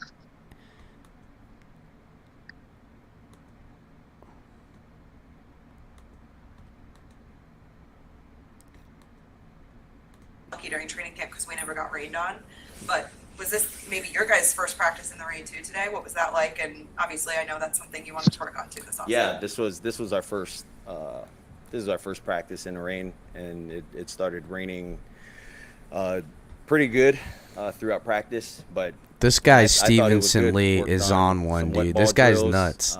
Being able to throw it in the rain, and I thought it was pretty good for us. Yeah, I mean, it's fun when it's not hot, and you don't have to drink as much water. Too, if I can ask, I've never played quarterback before. How different, like, what do you have to think about when you're throwing in those conditions versus otherwise? Just the ball gets slippery. That's it. But yeah, I would say other than that, that's the only thing. You just got to make sure you secure the ball when the ball is snapped as well. One more, I guess, last year when you guys played the Ravens, that kind of sparked a nice little win streak for you guys. Do you think that this team is going to come back and maybe have something to prove against you guys? Yeah, I would say every team is looking to prove themselves this season. Not just the Ravens against us, but every team. For us, we're looking at it as an opportunity, and we're hoping to go out there and get their best and know that they're going to get our best. I want to ask you about a couple of balls that kind of skipped to their targets. Were those product of hesitancy or to be more consistent? On which one? A couple passes that kind of skipped to their targets last game. Do you think it was something more mechanically, or was it hesitancy in reads that kind of led to it?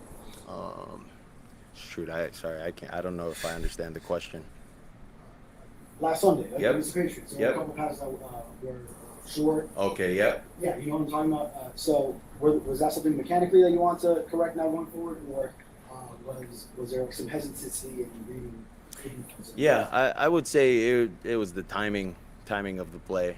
Some plays I was a little fast within my footwork, and some plays I was a little slower and having to speed up. So that's what I would say about that. It's just the timing of the plays. What does practice actually do for a Sunday? Like, what can you get better at these 2 days that can actually help you Sunday? Yeah, I mean, you want the way you practice to translate to how you play in the game, and so that's why we work a lot on timing. We work a lot on where guys need to be, and for me, for instance, if we have slant and we have like an over the ball player and like another player in the alley and a flat, for me, I can't see because I'm not the biggest guy out there. So if I can't see you, you can't see me, I can't get you the ball. And like spacing with the guys. So if you can't see me, get somewhere to where you can't see me, then I can see you, then I can hit you. And then even within our walkthroughs, that's kind of what I use practice for. Yeah. Thanks, guys. Thanks, Joe. It just feels like, I don't want to say a scripted conversation. It feels like a conversation that was repeated a little bit in how he was talking. And again, I like his honesty, but he's honest to a fault. I really wish he wouldn't have said it in some ways, but oh well. The thing now is, are they going to make the necessary adjustments to fix those limitations that he plainly put out there?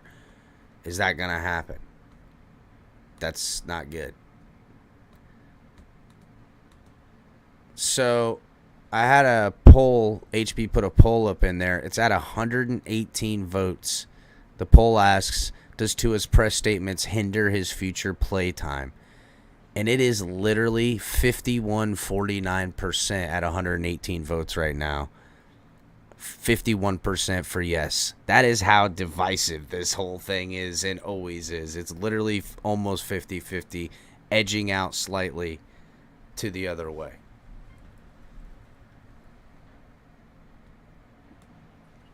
Insanity. Peekaboo. Mark. Peekaboo, I see you too. It's literally some peekaboo. So they did have Coach speak earlier too. He gave some insights on Armstead, stuff like that. I don't think Armstead's going to miss any time, but I do think that Austin Jackson is, and I don't like all the narratives that are lining up for losses because if they use the same excuses we had last year. O-line was banged up, da-da-da-da-da. You got to overcome in week-to-week football from now until the end. So, I don't know, guys. I still feel good about a victory this Sunday. What do you guys think? I mean, CT, how do you have this game going? I think he's muted. Honestly, I truly think that we should see improvement in the offense overall. If we don't, then I'm going to be upset. But I do think that we're going to start seeing a little more sharp execution, hopefully, with the run game, with the passing game. You know, the defense has some shit it needs to cleaned up. But I still think we win, I don't know, 28-21. Skylar time? Hello. No, I said it consistently. I really want to see what Tua does through these first 4 games, and I think that, you know, if he continues to play stagnant for those first 4 games, and say we go 2 and even if we go 2-2 and he just doesn't look the part, I mean, bro, at that point, what are you gonna do? Are you gonna sit on this shit all year long and ride it out, or what are you gonna do? No, I was asking Skylar time. What does he think, CT? Go ahead, Hello, how you Skylar. guys doing tonight? What's going on? So yeah, I think we're gonna beat the Ravens 31-24, but Tua has to step it up next game, especially with all this coming out now. We need to see a better offense next game. We can't have the offense we had last game, or else everybody's begin saying it's Skylar time. Yeah, that ain't no lie. Mark, what's up, man? You've been quiet.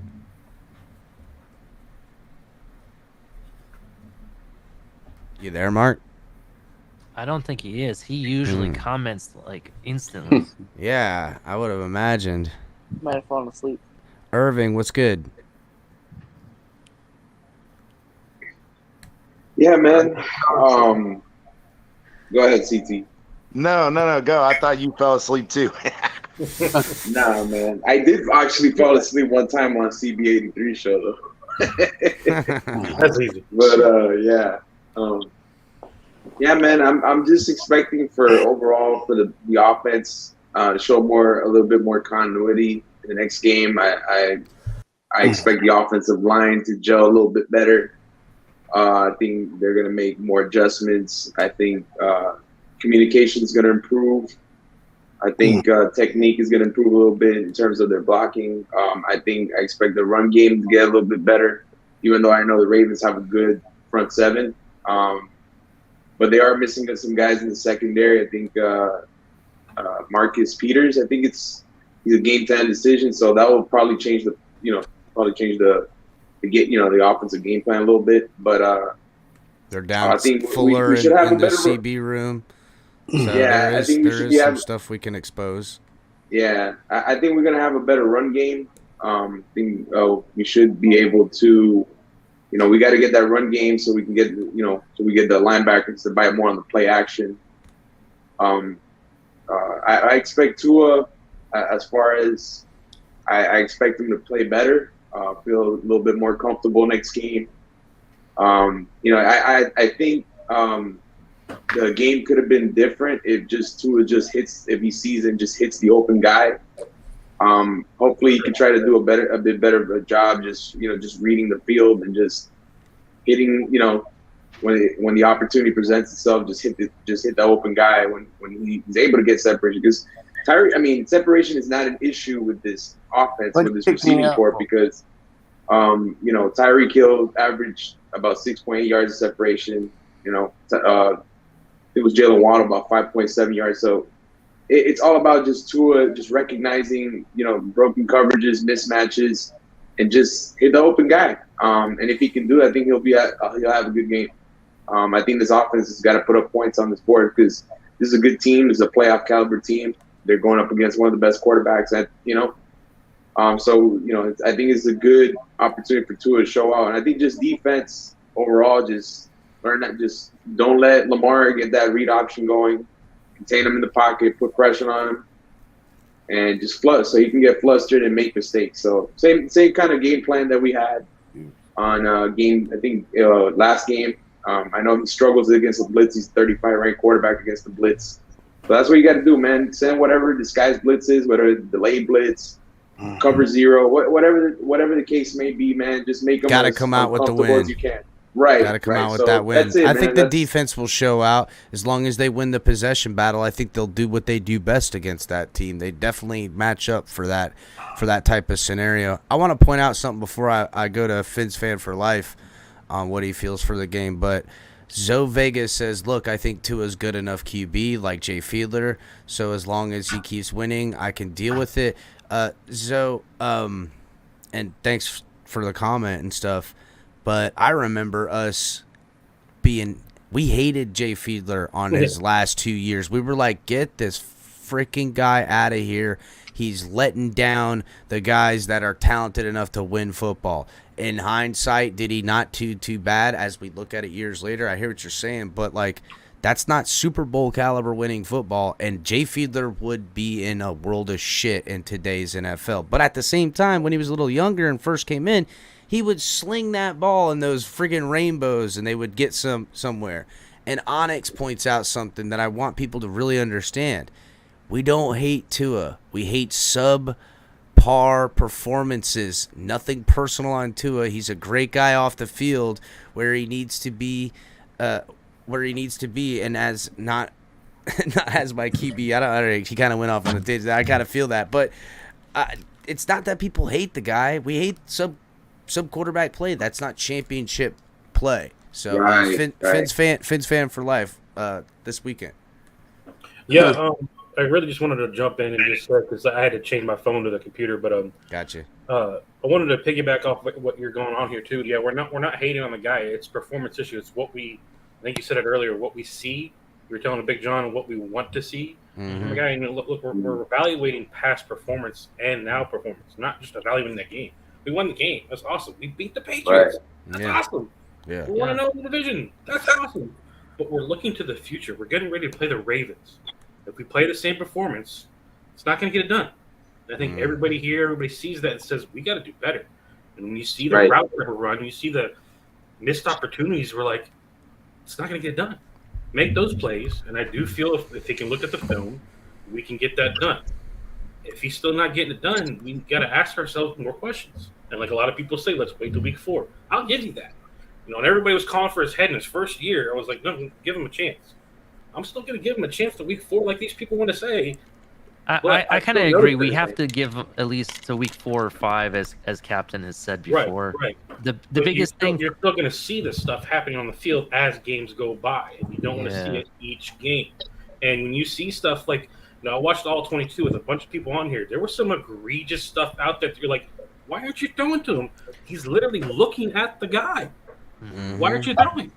Well, we now know for certain what we guessed is he not seeing him, and it's a direct line of sight, man. Like we're talking about perfect football, and I've said it a lot around here. If you're expecting perfect football in the NFL, you're expecting a lot of failure in the end, because that is just ridiculous, dude. It is not timing. I get it. Those are the things you work on and stuff like that, but that window is so quick and fast, that far down the field, that if you're not already winding up to throw it, you'll never get there in time. You'll never get there in time. You need anticipation. It's an internal clock. It's something else. Can it be coached? Can it be schemed? Or is it just going to take time for it to slow down enough for all the processing speed to catch up? Because time is not what he's got. That's Can I say something? This is where I want to go back, and I'll get to my win right now. But I just want to get to this point because I've always asked myself, when it comes to time and anticipation, where he's got to throw the ball, he's gone back to it because it's not the first time he's been on record for speaking out in presser of something he should have said, which was, I don't know the playbook to Mm-hmm. I'd like to know, does he truly not know, and this is a new system, has he not known this playbook too well? But we've always thought with Tua, is he just waiting for that open receiver to throw to him, like in Alabama? Or can he really throw people open? Because that in the NFL is what you need to do. When you see Herbert throwing people open, you see this guy breaking, and he's still got a guy on him. Well, based on that comment, he's not throwing nobody open because he said he can't see him. He has to see you first for you to get the ball. But you can see the window. I mean, I don't think his problem He is. just admitted that he ain't going to see the window because he needs to see you before you can get the ball. No. I He can't see listen. the guy. He can't see the guy because somebody's in front of him. But Big fan. I think he's got the ball in his hand. Is he's not Right. just talking about slants, right? I keep seeing in the chat that someone's saying he's only talking about slants. I think it's any throw. No, he specifically said on a slant. For example, on a slant. What's up, everybody? No. What's happening, He's Miss talking Fins? about forever. What's up, Miss Fins? Hey, but before I know Bill dropped out there. Bill, you wanted to say something. Go ahead, Bill, real quick. Can you hear me? Yeah. Can you? Yeah, we can hear. We can hear you, Bill. Go ahead, buddy. All right. I've been watching you guys' shows for a long time. Wait. But I'm I glad knew you the came truth. on. I've been watching you guys' shows for a long time, but I also Mhm. know the truth about Tua. The reason why I know the truth about Tua is because I've been a personal trainer, and basically I train Alabama players. What I used to do, they told me secrets about Tua that none of you all knew. Yeah. Thing was that Tua was doing different. Tua didn't take this seriously. He never did. It was just a thing for him to go to school to help his parents. This is all about his parents, not himself. He didn't want to do anything in college. Now, this came directly from his own offensive line telling me right to my face. There was stuff that was going on that none of you knew. He can only remember 4 plays in college, and they told him on the 5th one hit the open man. Now, they were kind of mad because that's the only thing he could do. And the offensive line told me exactly what you just said. They had to push their players and make a hole so he could see them because he was too short. This has been going on for a long period of time. He's been hiding.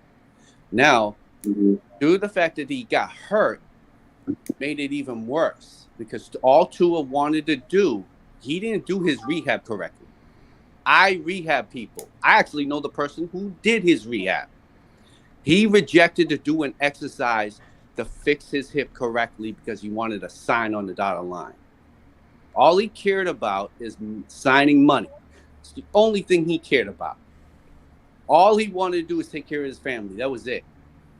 And that's why everybody's trying to get this thing is that if it's going to take you to rehab a hip, your hip gets solid.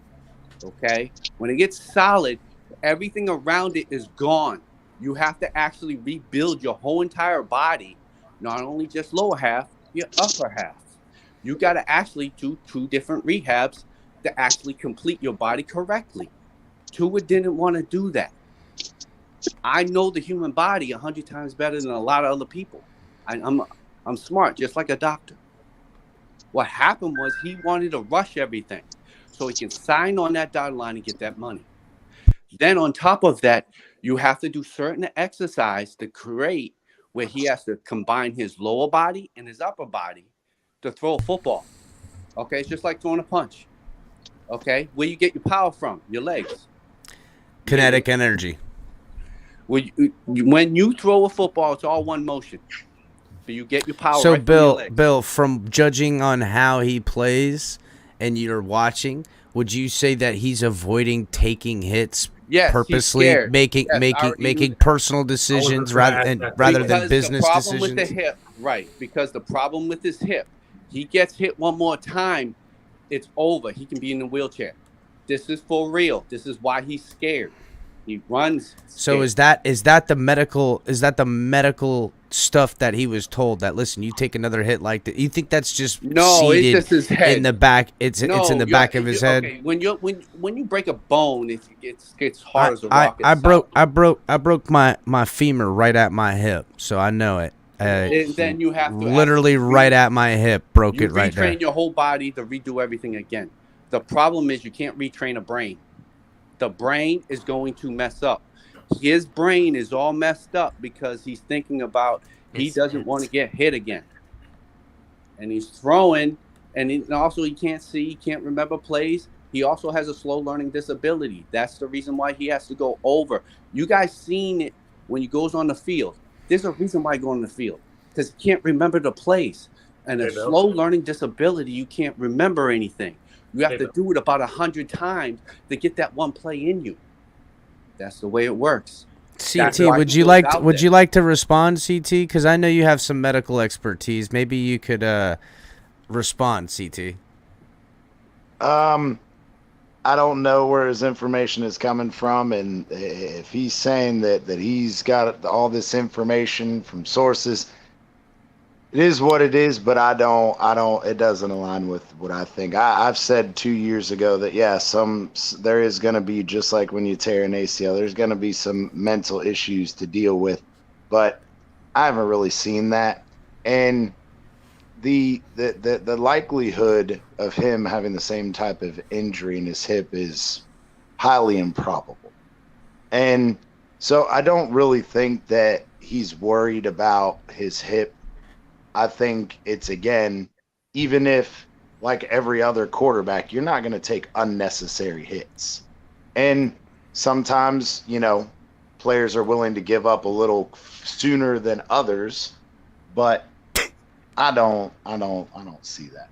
So I got a question here, and I kind of do feel he is scared of getting hit. Just when you watch his play, there are times that he can just go ahead and put his feet in the ground and make an easy flat throw, and he doesn't.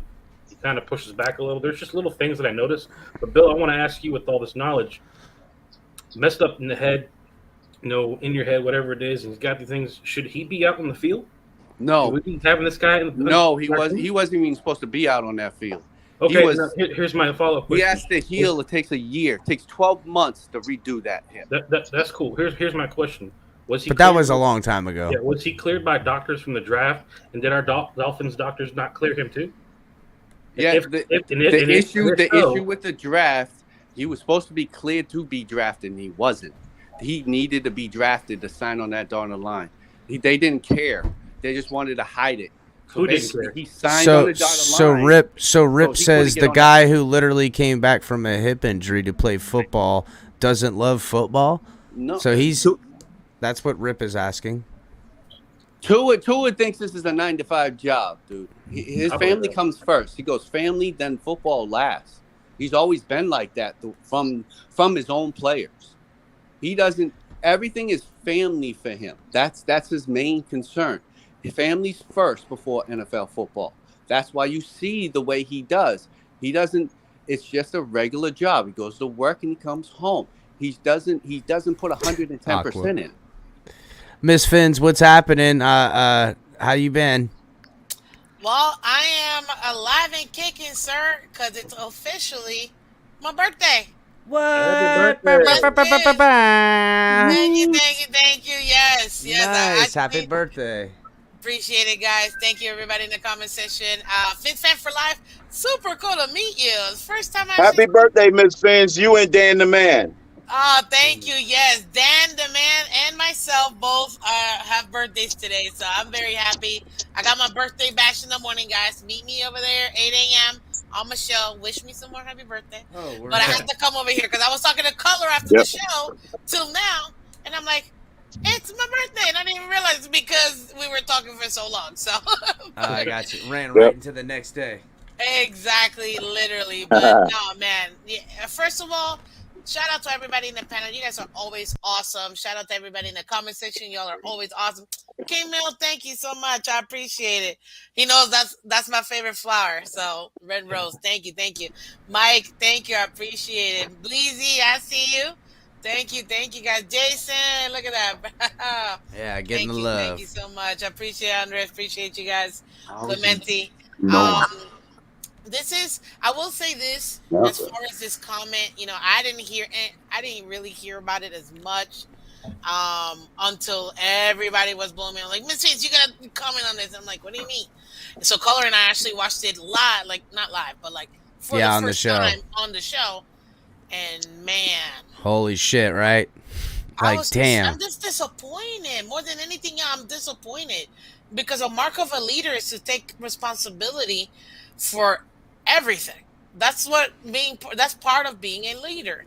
And I'm just disappointed that it doesn't seem that that's what he wants to do. So I question, what does that see in his chest? You know, based on those comments and not taking responsibility for himself. Wow, that's a very good observation. So I will say this: I can already hear that is what leaders do. They call it how it is. You know what I'm saying? But the whole tone, the everything. Some things you have to keep to the vest. Well, but it didn't even feel like that. It felt like it was almost like they need to giving do your more. opponent They too much need to do ammunition. more, and I need to do more of this, but they need to do more of that. I can't see you. I can't see you. Then I can't throw you the ball. Like, And you better believe who's a he Super Bowl talking winning to coach right like there? John Who Harbaugh is has watched he that talking entire to? conference. Who is he talking Vince, to that right C there? stands for C- quarterback. That's what it stands for. Hey, Oh my God, you guys are hilarious. Listen, shout out to TD. Thank you. Happy birthday, Miss Vince. Thank you so much. I appreciate you. What's up, TD? Mark, everybody, I love What's up, them. TD? Hey, El Capitan. Yeah. I would akin this Tua's press conference to a chess player putting his queen in front of a pawn, waiting to be checkmated in 2 moves. Do you think that it gives the Baltimore defense? They're licking their chops, listening to it in their John B Harbaugh headphones is ready to all day. move It's in. like, yeah, He's ready to slide his rooks and his bishops and his knights forward to checkmate him in 2 moves. I hope so. I hope so, because honestly, at this point, it concerns me to have that type of mentality.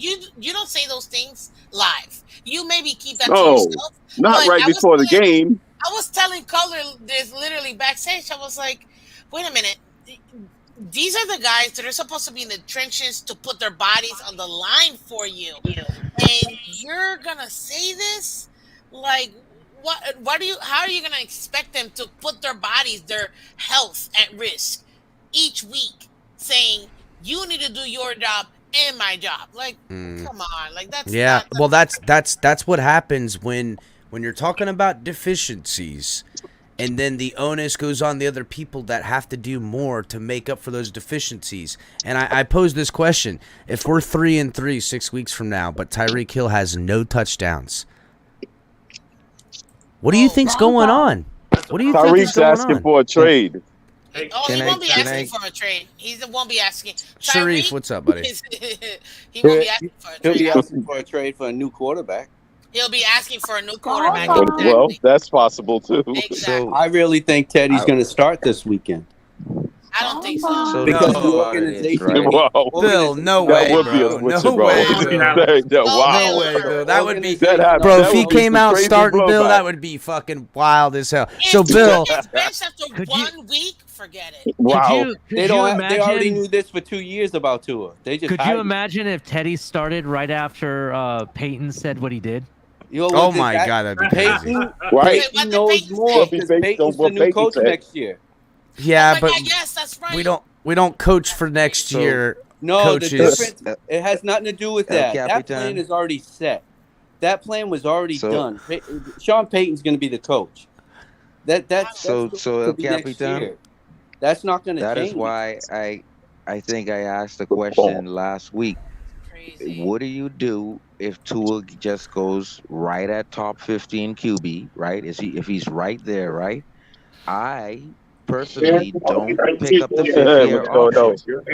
Right? So I would not pick up the 5th-year option, and I would use that money to pay Christian Wilkins and Waddle, and I would let Skylar take over, just like how Mahomes take over from Alex Smith. And everybody went after me. But what I I'm agree, thinking Sharif. is, I'm with you. Skylar can see above those guys, and he doesn't have that problem. So I don't think they're going to blow the whole Hold on, season. Sharif. Hold on, Sharif. So good evening, everybody. How you doing? Hey, Color. Thank you. And thank you for having me tonight, Miss Finn's on your show. Everybody, make sure you check out the show. We did it starting at 8 earlier. We talked about we ran through all the picks this week for all the games. But Sharif, so what you're telling me is we just gotta we don't have to change out our quarterback. All we gotta do is go find a receiver that is so fast. Hold on, that he's so fast that when at the snap of the ball, he can run back to the backfield Make sure he checks what Tua's point of view is, so he knows he can where see him? needs to then go run into the secondary and put himself in a position where he's not going to get his head taken off, that's open, and that Tua can see. Color. What did you think of my idea of making what do you think of the idea of making him wear a visor all practice week, and you've got 2 blacked out lines on each side, so he has to look from like only peripheral and like right in the center, and he got to find everything like that. And you don't tell him who the target is. You say, here's the routes, find the guy. That's how they should practice from now on. It would be the only way to cure him. Or they can practice in the tunnel. Madden football the field, thing is, we right? actually have like digital representations of where everybody's at on the field. But the thing is, right, Color, we're very fortunate to get Skyler, right? And if he can do anything that Mahomes did to take over from Alex Smith, then we're fine. A year from now, we save that $40 million that we would have given to Sharif, if they wait all year, Skyler won't get his opportunity just on like how stuff works. You know what I'm saying? Finn's fan for life. What were you gonna say? You said you had a question. Yeah, I was just gonna harper back on your take on the question that Tua was saying that if I don't see you open, I'm like that. He was very direct in saying you. Now, if he was talking in general, wouldn't he have said, if I don't see someone open, if I don't see someone open? Exactly. So it begs me, actually, you got me kind of questioning. Who's he talking to there? Who's he talking to there? That conversation he pointed out and said, that's not, he's talking to somebody there. Even if it's you and Pearl, he's addressing the wide receiver room. He's saying, if you are that guy that I can't see, then you need to make sure I see you. Was it Tyreek Hill? In Color, I can see both ways. Yeah, you're right. It's just, it makes me question, You know what this really he is, may have had guys? he may have had a particular person in mind. But have you But guys it noticed? sounded like he was talking in general. He's addressing the wide receiver room, Color. By the way, to your point though, he was addressing somebody even if he didn't know who it was individually. Okay. Tyreek Hill. One of the things I noticed about Tua is he's No, not able to finagle. Could be Waddle. It could be anybody. He's not able to finagle the press conference or reporters Gesicki like was how in the backfield. McDaniel. I think he's using the word "you" as an authority figure, like addressing the room. If you like laying down the law, if you can't do this, then blah blah blah. But he wasn't. But But if he's addressing somebody, that's why he's using the be you. like McDaniel. If he's That was addressing like people in McDaniel. general, he's going to say someone. not you. He's Exactly. I think he's just used the he's media just bad with media. to spill out locker room issues.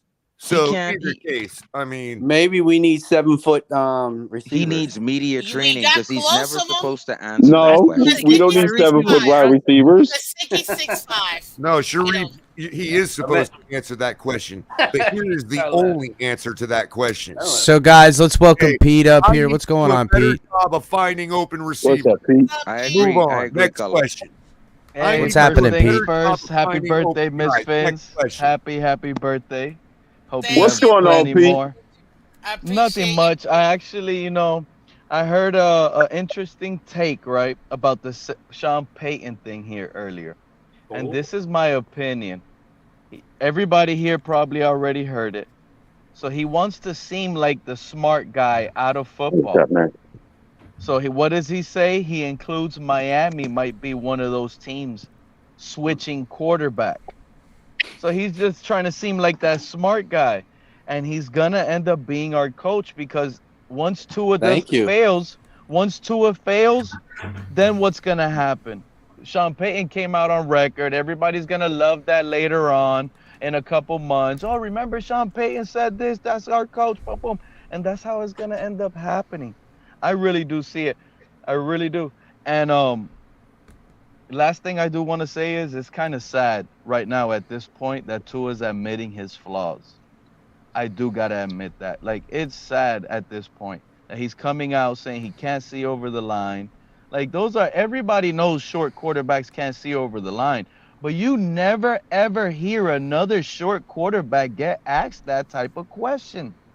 Media training, like I said. I've never heard a quarterback stand at a press conference and after a win and Bro. tell the world that his receivers are responsible for knowing what he sees. He wants his that- receivers to read his mind when there's got to be some meeting in the middle of there. He was kind of throwing his receiving core to the bus. I mean, listen, Or kind his of. receivers throwing him more than under. I have limitations. Don't you know? You need to work harder to make up for these limitations. You know what I can and can't do. Figure it out. It wasn't true. The only answer we've ever heard to that question was, I need to do a better job of finding the open guys. Next question. It doesn't matter if that's true or not. That is the only answer to that question as a leader. As a leader, exactly. 100%. Color. So Right. was this a cop out, or do we actually believe this, or did he just not answer like you said he should?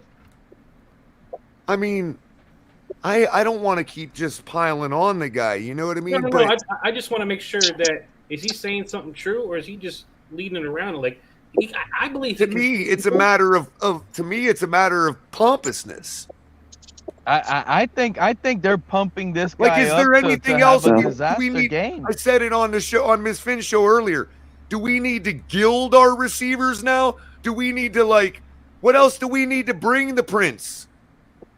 But Now they want to know what he's More wine, more women. Bring it all to me. I mean, dang, bro, we're bending over backwards over here. Well, while the receivers, He's like hedonism bot. You guys watch Futurama? He's like hedonism bot at this point. So while the receivers are in the secondary, they're supposed to, number one, find somewhere to sit down open in the zone. Number two, make sure that their head ain't getting taken off by a linebacker or a safety. And number three, figure out what Tua can see. And make Maybe sure Tua, you know what? make sure that open spot where they're safe and they're open is also a place that Tua can see them. Maybe it'll work better for Tua if he sees all the defenders as in their underwear. Maybe then it'll work. You know, if he visualizes everybody in their underwear, then it'll work. You just stole the victory from Andrevius earlier and won the internet. No, listen. Andre said that what do we have to do? Draft nothing but midget linemen in order for him to see? Every ball is batted. Every ball is batted down. Right. This still does not make That's sense. so hard. Like Andres, oh God. Well, you just hit it on the head, Capitan. And Everybody that wants you to guys' keep claiming favorite that the ball GM? was tipped, everybody wants to keep claiming the ball was tipped. So what if it was? That means he's got a problem with tipped balls. It wasn't good. But look, you guys' favorite GM. You guys' favorite Danny Hill had a GM. lot of tip balls, so Oh my God, yeah, he did. You guys didn't You know think who that else this has whole tip balls? A lot of organization tip balls? knows that Tua Rico, can't see over the short line? quarterbacks. right. You guys didn't think that they Exactly. can't see over the line? And they went out and got short receivers for Tua that can't see over the line. And they knew this.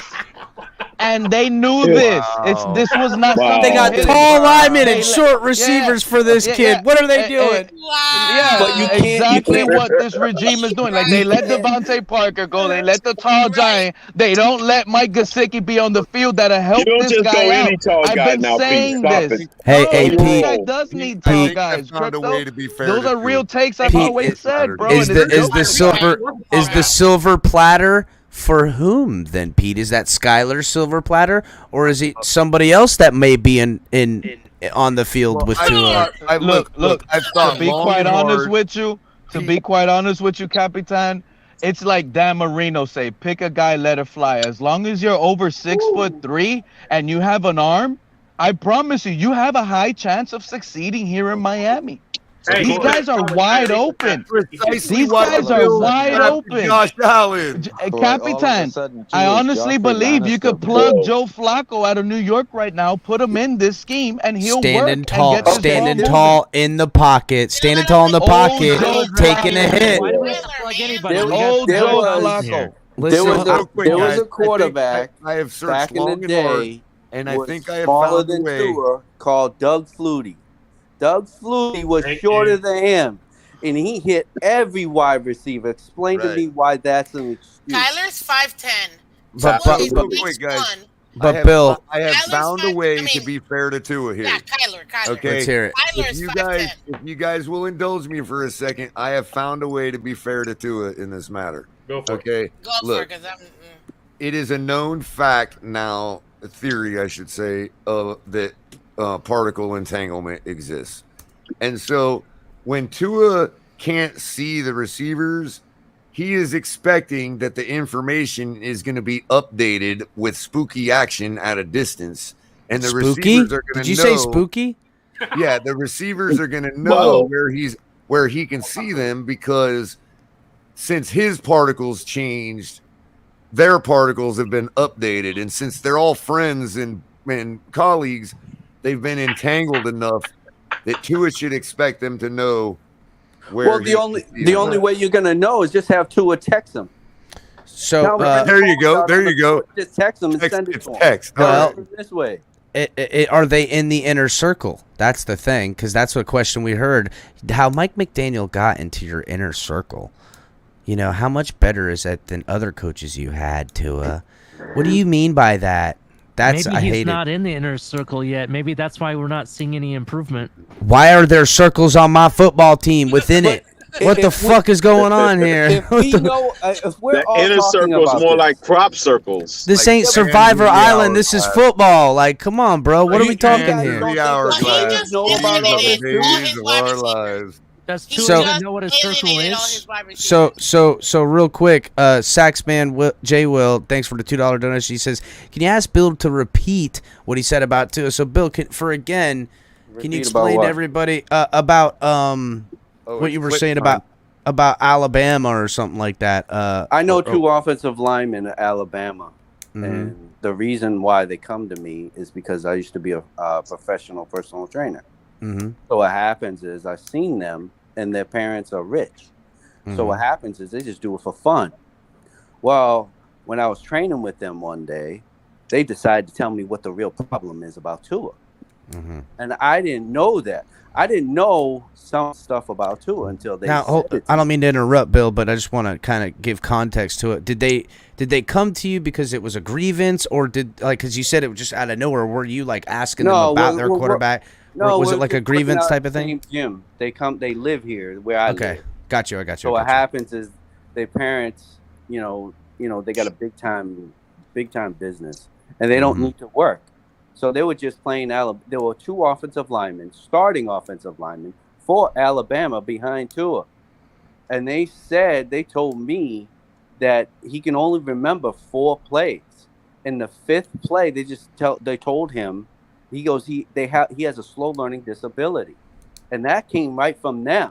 And they said that Nick Saban threatened them their career not to say anything because Tua did not do a lot of things everybody thinks he did. What happened was they said that he was late for practice every day. He was never on it. He never can remember any of the plays. So Saban had to cut it all down, and then he was getting special treatment for one pass on the field. And it really pissed off a lot of players because he didn't even have to go to class. They said that this man never even went to class, and it was that bad. And why did everybody else have to go to class and get grades while this kid sat his ass sleeping? I got a question for the panel. Wait. Well, hold on. No, yeah, no, real talk. I got a real question. No. Hold on. Is it? Hold Pete, up, Pete, man. Why Pete, is is everybody it have? talking if I say I got a question? Because I want to know if it has to do with Bill or if you're going to change the subject. Yes, so it kinda has to do with okay, Bill. Yes, please go ahead. No, I want to ask you, Capitan. Okay. Do you honestly, deep down, believe this crap? That From Tua Bill? from Bill. That Tua only knows 4 plays. Are you hearing this? I don't know. I don't know if I want to call 4 Bill plays. a liar. I'm just not buying this, bro. So what do you think? Alabama. This came from Alabama players. To use Tua's language, I don't not believe Bill. Exactly. No, I actually listen to this. I actually believe Bill because I've heard this exact thing. It sounds like nonsense to me. I understand, but I have heard that he does not know how to read and understand playbooks or remember. He's a plays. kinesthetic learner. In addition to it, if you guys remember, prior to him becoming the full-time starter in Alabama, wasn't there some controversy because they wanted Jalen Hurts to be the quarterback, and even Saban himself got really upset with media constantly asking him questions about it? Maybe he's trying to cover it up, man. Maybe I really believe Bill it has some truth to what he's saying. That came directly from that team. Here's the thing, though. Here's something we can believe about Bill. He's either telling us the truth. Think about 4 plays. Or we're in the presence of somebody who has already won an Academy Award. So one or the other, it's a benefit for us, man. Good show tonight, bro. Can I ask a question real quick? Yeah, let me ask this question real quick, if you don't mind, Capitan. It relates to this. Please do. But before I do, guys, I just want to really say, y'all are awesome. Thank you for having me up here. I appreciate it. Besides that, who do you think is the biggest scam artist so far in the last 3 years for the Dolphins? A, Will Fuller, or B, Tua Tagovailoa? C, Stephen Ross. Brutal question. Why you gotta say Stephen Ross and not Chris Greer? Stephen Ross. Chris Greer. I'll take Mike it. Wallace. I'll I take take C. it. Mike Wallace. No, I'm going Greer. with Will Fuller because Mike Wallace actually played games where Guess Fuller who never paid did. Will Fuller? Chris Greer. Pete, don't come at my Chris No, Greer. I think That's the Flo only paid guy him. I got to lean on when this shit goes downhill. I gotta find someone to lean on around here because we're one Chris Greer loss away from a spiral into beyond mediocrity into a shit show. Out of here. We'd be parked next to the Jets is what we would be. Bro, it would have to come with We a can always full hire transition. Tannenbaum again. Yeah, sure. I heard he's looking for work. He's about I'll one take comment that. away from It's being funny, but I'll take Tannenbaum. Oh I'm my sure. god! Get out of here, bro! Get out of here! You know what? I'm Real. starting to I think- know you don't like Tua, but come on, man. I'm starting to think that I love Alex Tua. has a point. Maybe Tua is lying. Yeah, maybe Tua is gaslighting us, and he's just gonna walk out there and float around and just deliver dimes all over the place. That's what I'm saying. Like, what if he come Is out he and, playing? like, Is he absolutely playing destroy super the long 4D chess that he's just gonna slowly just show tiny little increments? Reverse psychology. No, Yeah, you stumble can't into the hide. playoffs and take us to the promised land. can't Is that what I'm hide. supposed to do? Retaining trying. That would be Tua. That would be him attempting us to gaslight ourselves. That's That- right. that is- That's that right. is- That's right. that And is- the whole that is time, definitely, go ahead. that Pete. is definitely sent by Stephen Ross. We all know it. He's loving, Stephen Ross. You could tell this guy loves TD Fence Talk. He loves this show, Capitan's show. He's suspended. He has nothing else to do. He's loving all of watches. you guys' Hey, show. you He's might be watching on to them all. something there, Pete. If Yeah, he's of right. course. Of course. So he's like, you know can I what? address the no This nonsense is real quick? great. I gotta watch these shows. Yep. You're welcome, So Mr. does Ross. everybody I'll agree see you. that- I'll see you next Tuesday. Continue. Hey, can I address the Does anybody Yeah, agree go ahead, that Flo- FinFan for Lies. Hold on, let's FinFan for Life, and then I want to throw it back to Bill. Go ahead, FinFan. Yeah, I just want to say, because, hey, Bill, I mean, anybody, I'm not for it or what. I don't know what's going on, but I do want to, say, we did hear some frustration when Flores was there about him, golfing, doing that, not working as hard, this and that. So I kind of lean that way when I hear this from Bill. I don't know who Bill is or what it is, but when Florida- we hear Florida more, sabotage. Is this Bill Belichick? Let me just checking. No. I'm just Hey, busting your but- chops, Bill. Just He busting. hit it on the money because I was going to say Flores. I mean, Flores you need to gotta think take about into. Tua. You have to That's think the about reason this why. for a second, fellas. You're talking about a guy telling you, right, or the offensive lineman telling you that Tua only knows 4 plays, but yet he's starting in front of Mac Jones, Jalen Hurts. This isn't a non-known college. This is hold on. Alabama. The two offensive, You're the not two gonna offensive just linemen walked off. Yeah, but the everybody's team because- wide open in Alabama, Pete. Real quick, It doesn't did take Mac many to Jones? figure out that offense. But crypto, you still have to know the play to throw the ball. You have to know where your receivers Not are if going you're to be. 50 yards Not if open you hit- from no, the very he's co- onset of the snap. Yes, he was told to hit the open man. Yeah, man, he If was he waiting didn't for remember Dude, to play with the open man. Can I much just complicated also is say- that? Can I just also say, Pete, that what Bill has said tonight has a slight correlation from what we have already heard many months ago from Mountie Finns, who claims to have broken bread with Tua's family and knows how he I was grew talking up to in Mountie Hawaii. Finns earlier tonight on Twitter. I'm pretty sure the he's football somewhere in this Color. chat right now. Color, Shout I'm out, just Mountie. finding it so hard to imagine because I know middle school kids that know playbooks. Hey, Pete, it's not something you gotta believe, but it's something you want to look into. Is all. It's something you Well, just want you to have look to into. see. It's a consistency. That's Right. what it's a trend at this point. Right. It's 2 years Follow of the a breadcrumb. trend from Tua.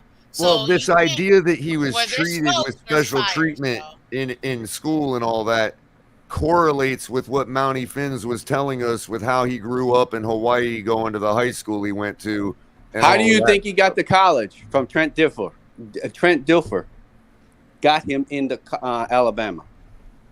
That's Trent Dilfer did? He was the quarterback coach, and that's how they got in there to help his family. So he hooked in with the family early, Yes. and so this is like the longest ever long play to like a ripoff.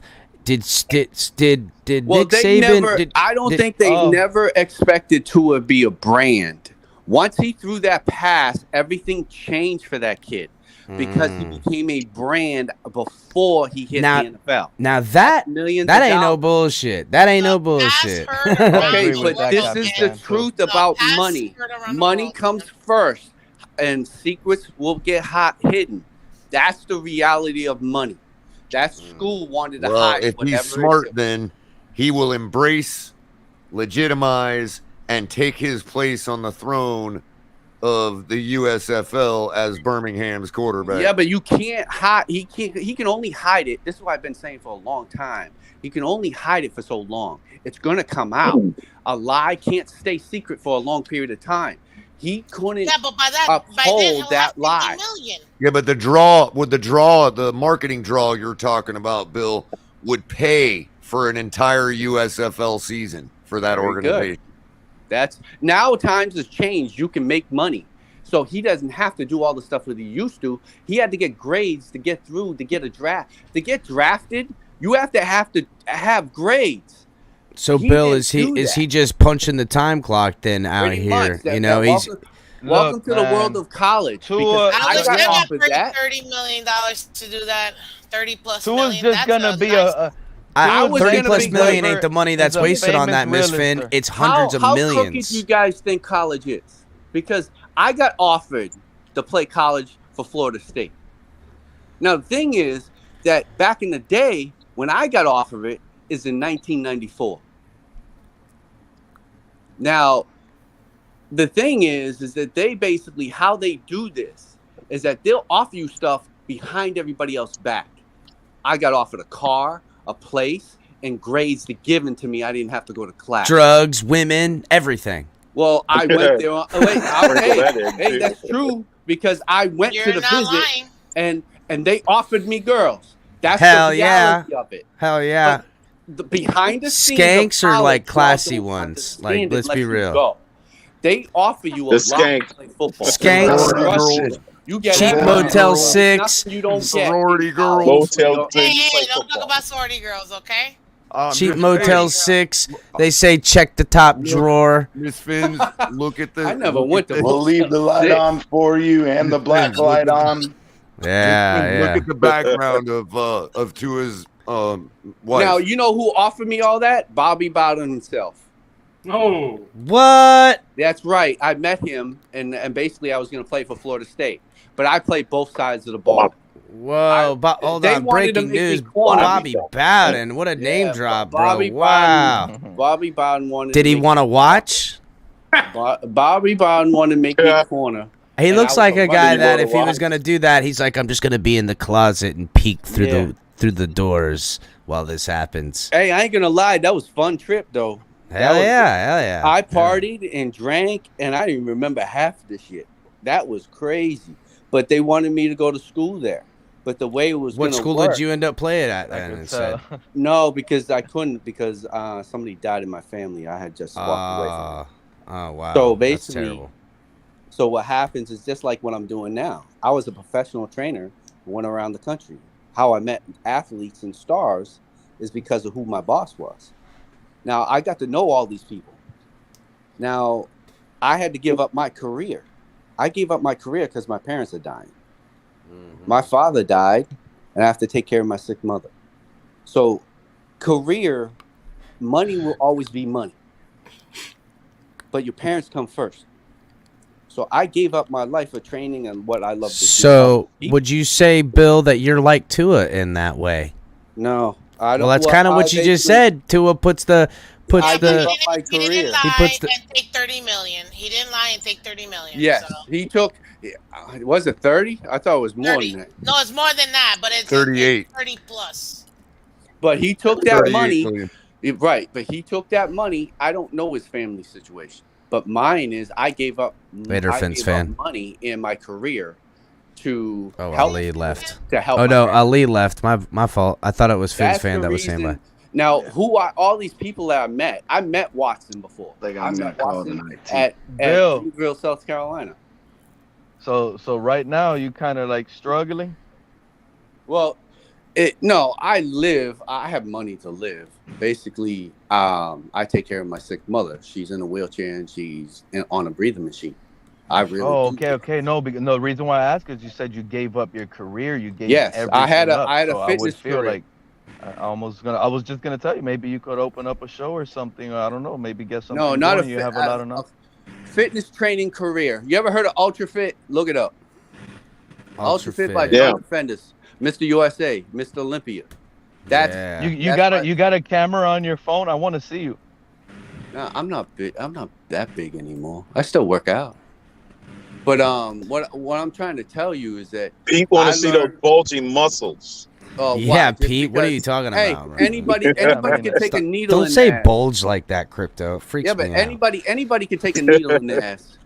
Anybody can take a needle and take roids. I did back in the day. Yeah, but I Bill, did 20 years you're ago. in the you can easily identify anybody that's taking roids right off the bat. Yes, It's like you are correct because the natural body doesn't work like that. Would you recommend some roids for Tua? Tua's I issue would. is that he didn't I rehab would. correctly. He didn't work.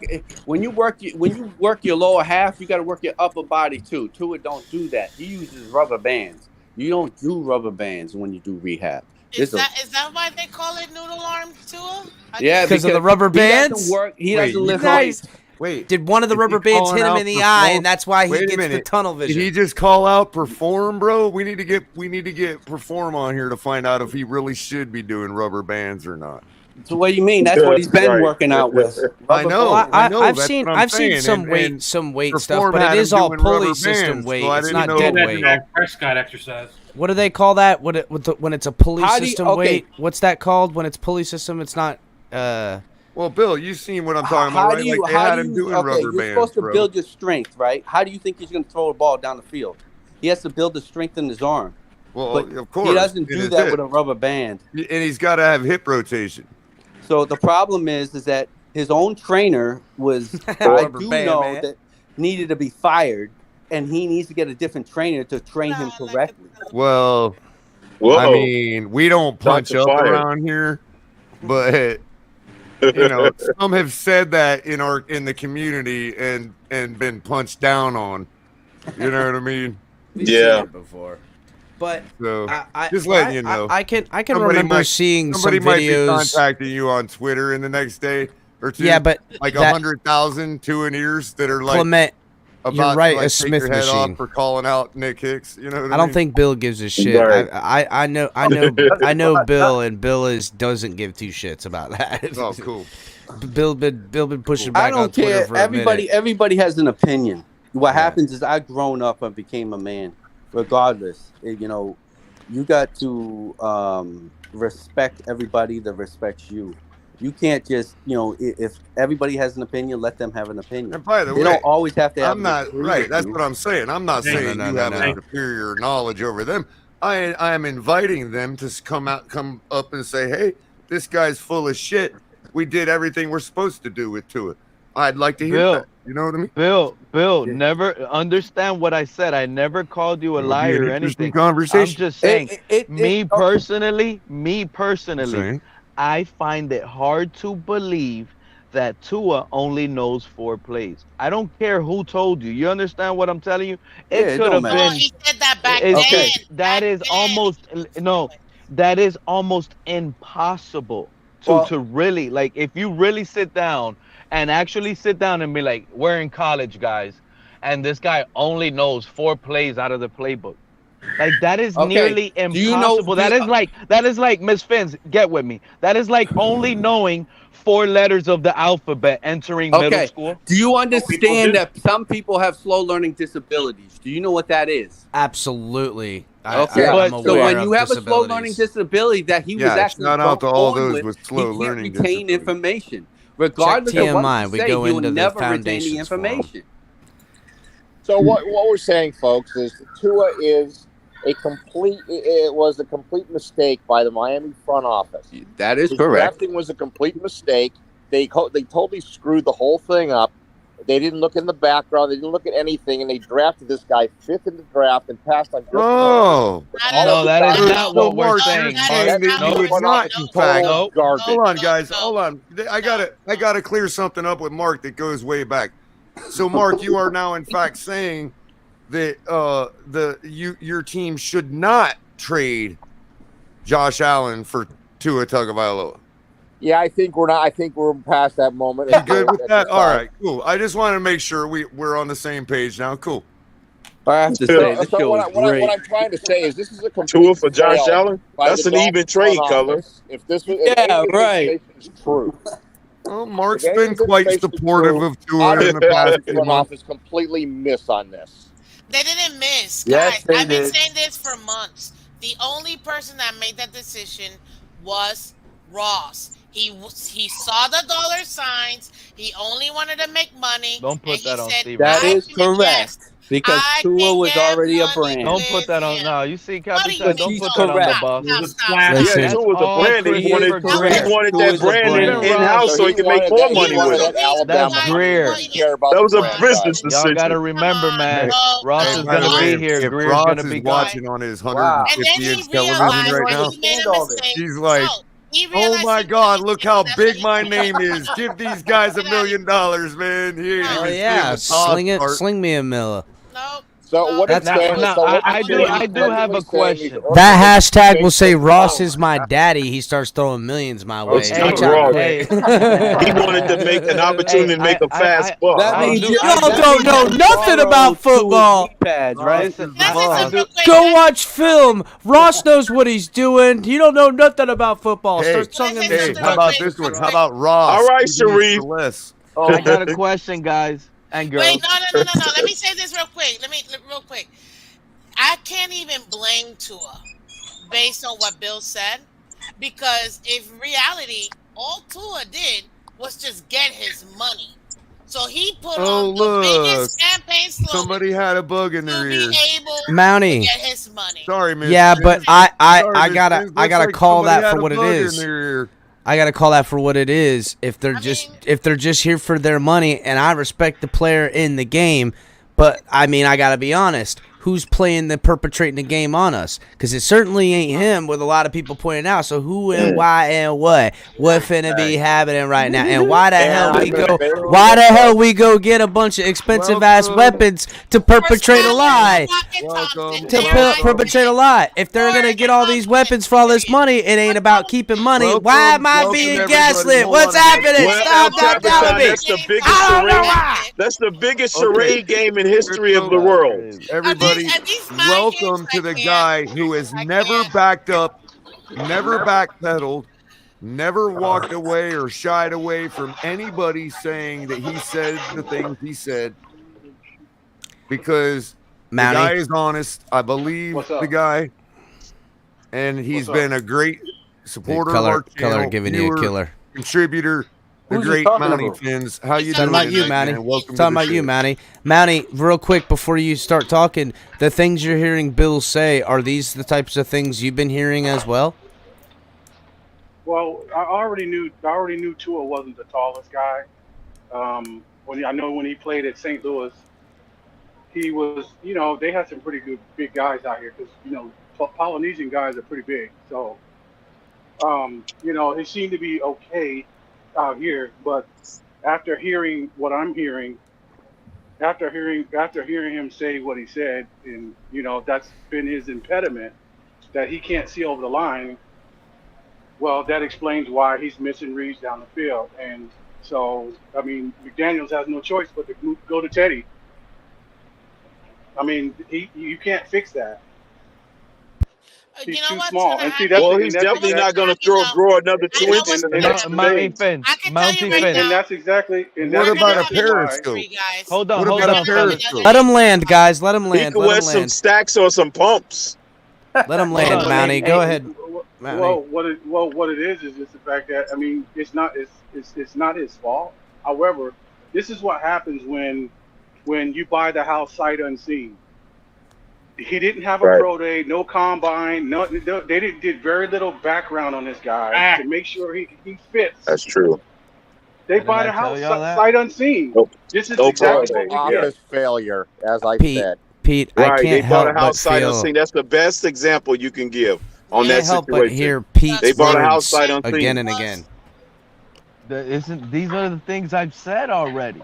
This is exactly the things I've said over the years. Everything is coming out, but the Tuaneers clown Well, why me. do you think we don't know you people your takes are trash? Yeah, why do you think I'm fighting to the death for Pete to have a voice around here? Well, the termites is eating the foundation of the house right now, and we're just trying to figure out how we can sell it because the foundation has been eaten alive by termites. According to Bill, the house is built on a sinkhole. This is what's blowing my mind, and I know you guys know it's foreplay Tua. This is foreplay Tua. Now, Mountain, you said you know the family. Is it anywhere possible, bro? Did you ever hear did this kid know the playbook in high school and middle school? Like this it's irresponsible for our organization to have a quarterback that it's okay if Bill would have came up and said, yeah, he didn't know the full playbook in Alabama. I'll accept that. But we're talking about counting plays with one hand. 4 plays. Hey, that's not from me. That's right from his offensive line. Bro, that was so funny, Pete. You jumped all over it. 4-play Tua, dude. That was fucking that is good catch, though. That's justice. Well, that offensive line, they knew they gave him 5 seconds to throw. He only needed 4 plays to run. Pete, is it learning disability foreplay, Tua? Is that what it was? Yeah. Because man, bro, Bill, Bill, I gotta. Been the qualifying factor between him and Herbert, if anything else. As I've said, Tua is a slow and a kinesthetic learner. He learns by repetition. He is slow, and it's just you guys think you're going to win the AFC East or do anything with this guy as a quarterback? You're nuts. Mark, first of all, Mark, you're the one that'll boil my blood right now. You better watch out for Bridgewater. Let me ask you guys, everybody on the panel. Tua hits 6 of those 12 missed passes. Do we have a chance versus Buffalo? Be honest with yourself. 6 of them. 6 of those 12. Of course we do, Miss Finn. You're going to get beat down badly. You can say what you want, Mark, but if Tua hits 6, and let me tell you, there's a chance he hits 6 of those 12 because the coach just put that pressure on him. Well, so he's gonna force it. He's gonna force it, whether he hits them or not. If they become Tua just became a high turnover player right now, or a high yardage player, because he's gonna force those passes. And if those guys are open like they were last week, Mark, yeah, I would say the Bills are in trouble. Everybody would be in trouble. We'll see you on the other side of the curb stomping, Pete. Bro, what team wouldn't be in trouble with guys that wide open and Tua's hitting them? Name a team that wouldn't be in trouble. They was just as wide open than Jefferson. Well, listen. By the way, your I will answer it this way, Pete. LSU wasn't in trouble when guys was that wide open. But So welcome. guys Hold were on, real wide quick, open. Pete. Hold on, real quick, Pete. Welcome, JD Fin fans. How's it going, buddy? Real Do you want quick, to jump before in? JD goes, are we all actually? We are all clapping on Tua right now, and Pete is literally saying he playing the role of Tua. Did somebody jot down the coordinates to our universe before we left? I know exactly where we are, Right. bro. That's why I'm laughing. Coordinates, That's why I'm right. laughing. That's why I'm laughing. I know exactly where I'm at. I know exactly. The mushrooms ain't kicked in yet. You know what I'm saying? I mean, maybe they did. Pete is playing the role of the Tua near. That's quite comforting. No, man. Mark ain't gonna do that to me, man. Not me. That Yeah. Buffalo guy. Yeah, I gotta side with Pete on this, Bill or Mark. Excuse me. I don't. I can't. Dolphins still gonna beat the Bills for any number of reasons that I'll continue to argue again and again and again. Find one that makes We sense. could beat the Bills with Robert Hunt at Well, quarterback. now I didn't say I was gonna make sense. I just said I was gonna argue. Well, you can argue all you want, but the reality of the situation is, as a family, We don't need a quarterback to beat the Bills. Franchise, and I'm trying to be serious here. You go back to the problems of this franchise, and they all stem back to the 2020 draft. It's an absolute truth. You had 3 picks in the first round, and obviously one's been a blown pick in Noah. That's a complete bust. The man can't even dress for game day.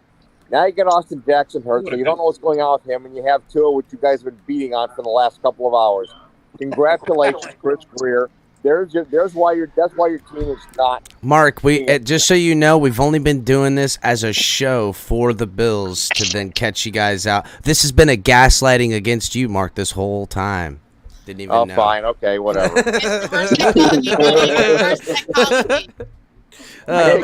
Seriously, obviously the Dolphins and their organization don't. Listen, I mean, if I'm not gonna laugh, then I'm gonna lose myself in a rage fit. I'm a Dolphins fan, Mark. You kind of know. You got the plight of a Bills fan. You know what time it is. You guys are falling through tables and shit. You know what it is. I mean, JD Fin fans, what's going on, man? Just wanted to chime in and say 0-4. Does that ring a bell? Yeah. Okay, that's of course the classic only thing. I got 2 Super Bowls back when none of you people were alive. You haven't won a playoff game in 22 years. True. Wake up to the reality of your current owner is a complete disaster. Your GM's a complete disaster, and your organization's a mess. You have I don't know about no that. offensive line. I like my GM. Your rebuild is incomplete. You go get some shiny. Hey, Mark, new toys, before go you guys buy won your fans, playoff fans, game last year, and that's where you're at. how many playoffs game? When was the last time you guys won a playoff game before the one you won last year? 2 times. The year before, we won 2 Okay, playoff before games. that, The year I'm talking about we won a playoff game last before this year, so- incarnation of your football team. Before Josh Allen.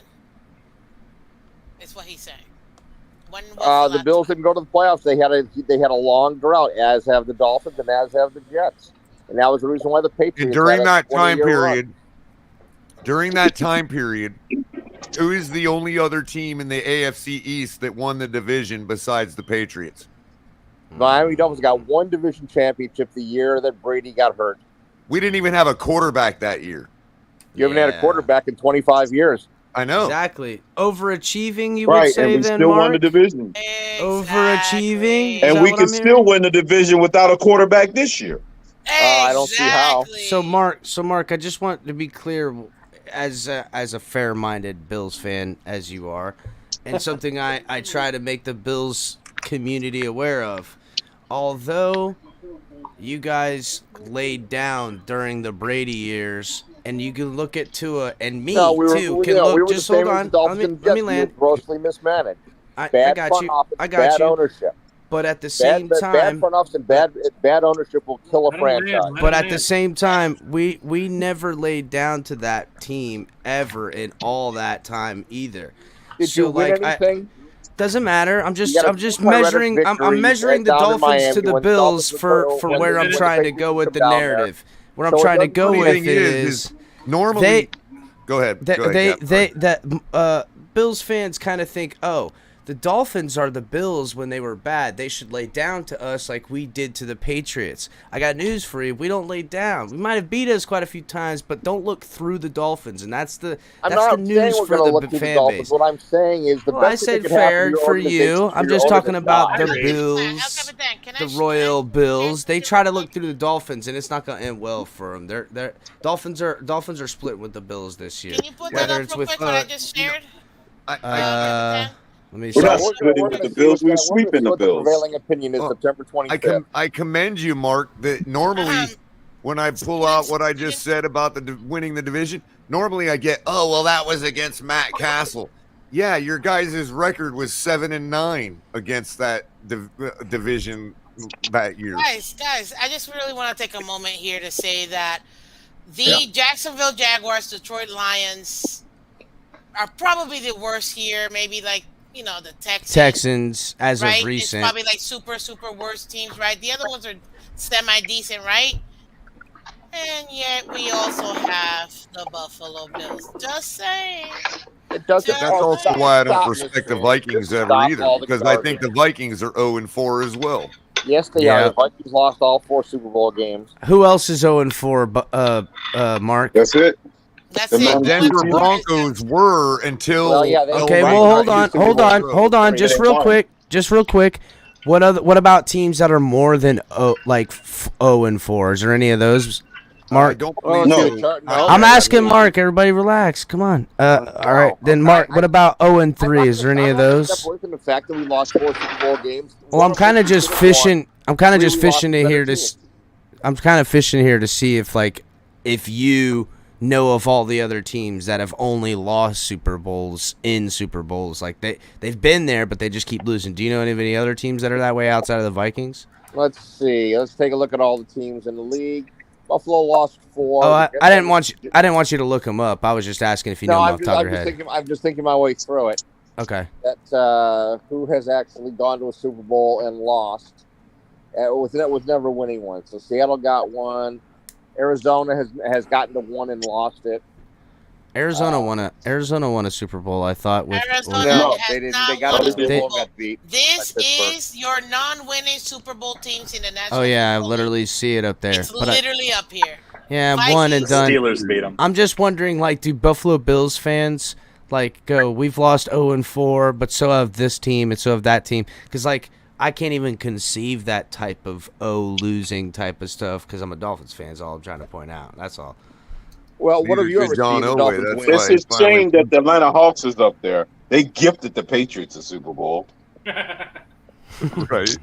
They really did, though. Within your lifetime, El Cap, you've probably seen the Dolphins lose 2 Super Bowls in 82 and 84 to the Redskins and 49ers. No, I'm not that old, but I'm a little younger than that. I'm 85, but I didn't get to see that. I did grow up with Dan just slaughtering fools all the time, but I did have the heartbreak of realizing as becoming a young man that Dan wasn't going to win me the Super Bowl and I had to say goodbye to him. That sucked. But and do you remember what year the Dolphins were in their last AFC Championship game? AFC Championship game? Or playoff game? No. The last time the Dolphins went to the AFC Championship game. 92. Fuck. 92. Yeah. That is what happened in 92. And? I'm just saying what happened in 92. Oh, I obviously we didn't win the Super Bowl. You all lost the Super Bowl again. Yeah, I mean. Who won the AFC Championship game in 1992, by the way, in your building? I mean, that's awesome, bro. You won it 5 times. I mean, cool.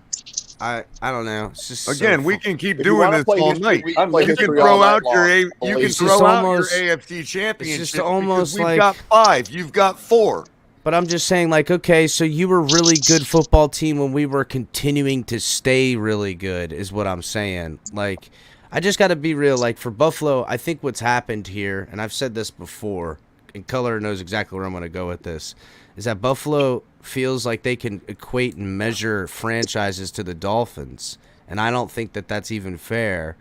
at all to Buffalo. You know what I'm saying? Like, you measure us in a downward scale. It's the same thing when people go, well, what about Joe Burrow week 1? He threw 4 interceptions. He didn't win. He went to the Super Bowl last year. I'm like, fuck his terrible performance. Why am I measuring down? You know what I'm saying? I'm trying to just measure up. Right. The sad fact.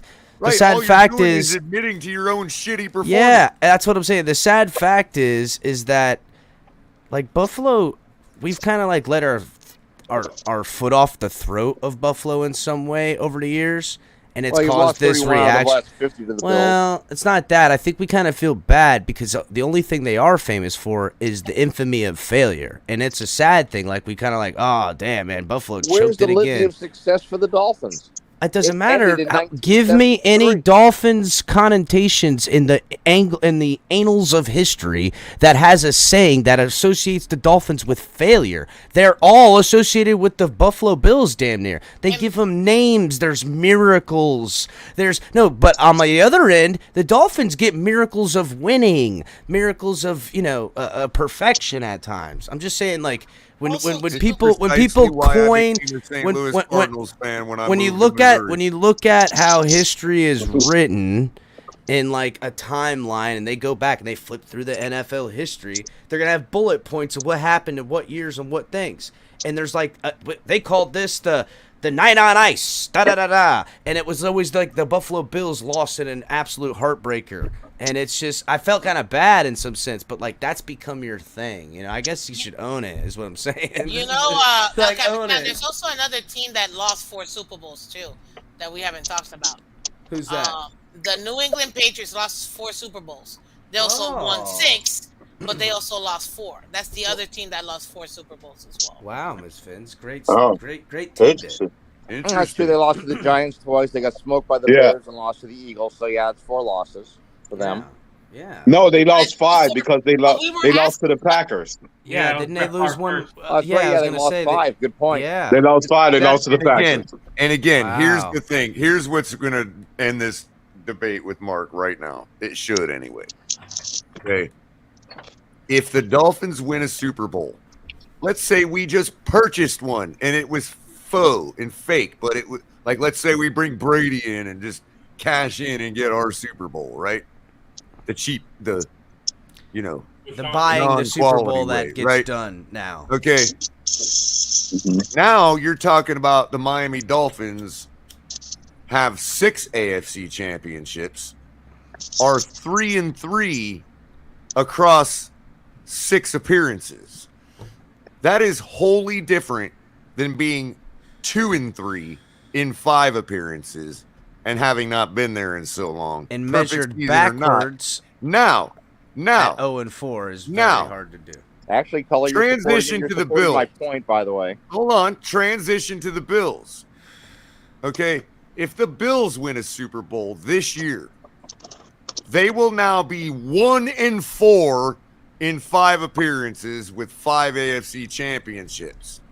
Yeah, Big going deal. into the going back to the lineage of history, it would literally take a Patriots like type of dynasty to erase all the bad shit written about the Bills to level out, dog. Yeah, That's just what to I'm get to saying. 500. You would have to have Yeah, a just to get to Patriots 500. dynasty just to get the taste out of your mouth, dog. Is what I'm saying. You know, like A Super like, Bowl take it win easy, at Buffalo any time, fans. even if it's 10 years from now, Yeah. a Super Bowl win getting us to 500 in the Super Bowl will revalidate our entire history and make it relevant again. What do you guys get if you win a Super Bowl? You get makeup. You get makeup days, parade. dog. Get makeup Another days. Is ring. what you get. No, we get to have a big. We get to have a big parade, so that'll work. They'll get another ring. JD is Get one ring. JD is down there loving it. He's like, this is priceless, bro. You certainly, everybody can certainly copy this down, use it at your will.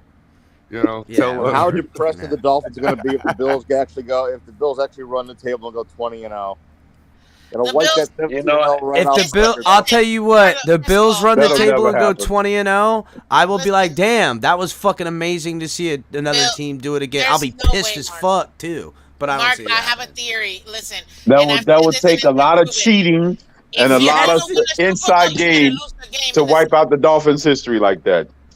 You would need to lose a game That's in the season impossible. if you want to win that Super Bowl. Go ahead. If it wasn't for let Miss finish. a bizarre catch by a scrub wide receiver, the Patriots would have done it. First of all, that Yeah, was if it wasn't for them, if it wasn't them cheating in the last game of the season against the Giants, they would have never had to come to that bizarre catch in the Super Bowl. Didn't the Ravens? We can keep going this way. We can keep going in this avenue on the games that the Patriots won throughout that season that they shouldn't have won in the regular season. Facts. Well, I remember the last game of the season that ended up 38-35 New England. So what was that? What was the aspect in that game that the Patriots were cheating? Yeah, the blown call on the fourth down against the Giants. Yeah, don't try crypto, Mark. Like, he literally has like an like, you go look that up right now and you're like, oh yeah, I guess he was right. I don't know how he remembers like the play that happened sometime somewhere and what happened. Like, that's insane. But I've checked him on it. I have fact checked this man a couple times, and I'm telling you, he's learned the facts of life. He is on the money. I don't know if I'm at that age. I'm like taking stuff out and trying to fit stuff in right now. But I hope It's not just that game. It was the Ravens game that earlier in that season too. Yeah. True, The penalty in that final drive. I have a theory. If you want to win the Super Bowl and you want to have an undefeated season, it's not gonna happen. What happened to the Patriots? The Giants. So if you want to win a Super Bowl, Mark, you guys have to lose one game in the regular season. Then you can run the tables. Then you'll win the Super Bowl. It'll be By the game way, 17. I'm telling you, my theory has been proven They'll time sit and Josh time again. Allen. I'm telling Yeah, you. I mean I think the other great team that could have run the table minus that one, maybe even Crypto remembers, is the 84 49ers ended up being 15-1. They lost the game, I think, to Pittsburgh, 17-13 or something. About halfway through the season. That I think was the last team that really had a shot at going undefeated. And obviously, the 85 Bears, and they got taken out by the Dolphins and Dan Marino. So none of us are naive here. We're all non-Patriot fans in our own ways. Bless your heart, Mark. Can you all remember the first time you remember seeing the Patriots get helped by the referees to win against your team? I can't think of the first one because it was so often. It's just so mixed in there. That's why the question is interesting to me, Captain, because it's like kind of like what they did with the stupid tuck call against the Raiders. Where that started that dynasty run. I can remember the Patriots cheating to win the games, but when they were beating Buffalo by 30 points a game. For me, it was one day that we were playing the Patriots when Bledsoe was still their quarterback. Belichick was already their coach, and he went up to the line on like a 4th and goal or a 3rd and goal, and dude, like, he snapped the ball like a clean 2 seconds after the play clock hit 0, bro. And they like let the plays in, and they got the touchdown. You know what I mean? Like a clean 2 seconds, bro. That's a long time, bro. Hold on. And that was the first time I noticed it. I learned this too. Their play clock that we see is not the same as the play clock that the refs actually have. That's why I allowed for the 2-second buffer. It's the one that's the official one. So sometimes I'm like, snap the ball, and it'll say 0. It'll be like a 0 for like a million years. No, because the actual clock that the referees are going by is the one that they only go by. Right. I've always wanted infamous egregious call that started the Patriots dynasty, and that's that stupid tuck call. Yeah. That started all the nonsense. I've always wanted to time the play clock and see, because I'm convinced sometimes that bitch go quicker and sometimes it goes slower. I don't give a damn, dude. I want to see it and measure it in like hundredths of seconds. I don't give a damn, bro. Either I'm tripping or that clock's going slower right now. And I what the hell, bro? Don't count slower at me, bro. I know what time it is. You guys all know I can lead you down a path. Go ahead, Twins fan. I got to go back even further because my parents burned this in my brain because they lived through it, and that was the snowplow game. The plow game? Yeah. Oh, jeez, yep. That Irish mob got quite the hold in the NFL. For a field goal by John Smith. So real quick, guys, I'm going to take you on a quick journey. You know how I like to do this because you're going to love this. As a Cardinals fan in baseball, I have a unique perspective in another one that I can point out where it was blatantly obvious. So The 85 there World was a Series? Saturday night in the World Series recently, back a few years ago, where the Cardinals were playing the Red Sox. And there was this big interference play that happened at third base. And they ended up awarding the game-winning run to the Cardinals. Now, the Cardinals ended up losing that series against the Red Sox, but that win kept them in and made it interesting, right? And so the next day, the Dolphins happened to be playing the Patriots in Foxborough, right? And that was the day of the infamous snowplow game. No, the batting of the ball game. Oh, okay. When I thought you we were talking about the strip snowplow. sacked Tom Brady, okay, to basically win the game because we were up by 3 or 2 or whatever, right? And they were driving in our territory, almost in field goal range, right? And we strip sacked him. The ball landed on the ground. One of our linemen was going to reach to corral the football, right? And when he went to go do that, he got sandwiched by another lineman on top of him, and it caused his arms to squirt out and knock the football backward. They threw a penalty flag for an illegal batting of the football. Oh yeah. Illegal batting of the football? Yep. And here's the thing. It wasn't so much of a crappy penalty, okay? But look it up. The punishment for that penalty is 15 yards in an automatic first down. Look it up. That's unreal. But wait, was that? I've I'm not never heard of an surprised. illegal batting of the football penalty. Because he batted the football backward, and we Never heard of a tuck rule either. and it caused a reversal of field position because Brady fell on the ball. Oh, I remember when he threw But it the ball knocked him out of backwards. field goal range. I got you. I remember. Yeah, I got you.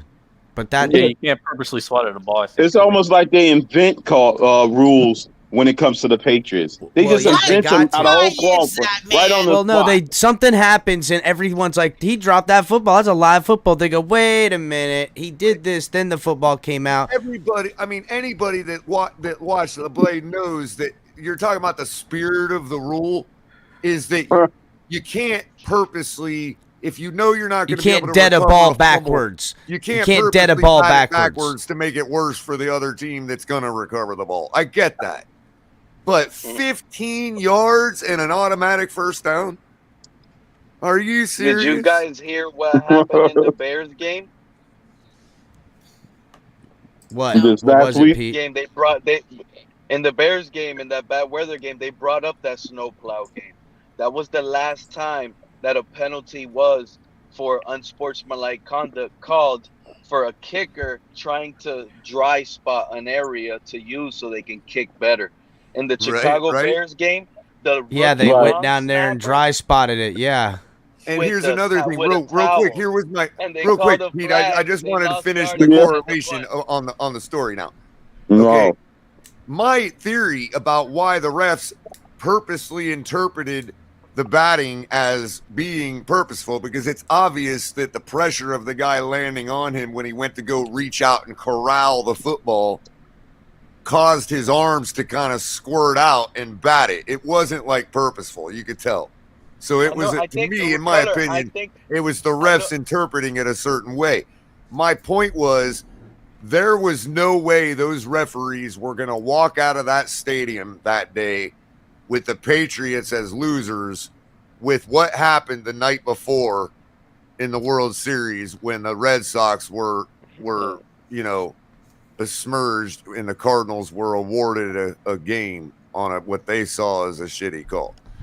You're not going to. Bottom line, the Dolphins suffered a loss because the Cardinals robbed the Red Sox in a World Series game. That's how bad it is in Boston, people. I don't care what you're talking about. Damn, Color. That's some shit. That's some 3D chess right there. That's some shit right there, Color.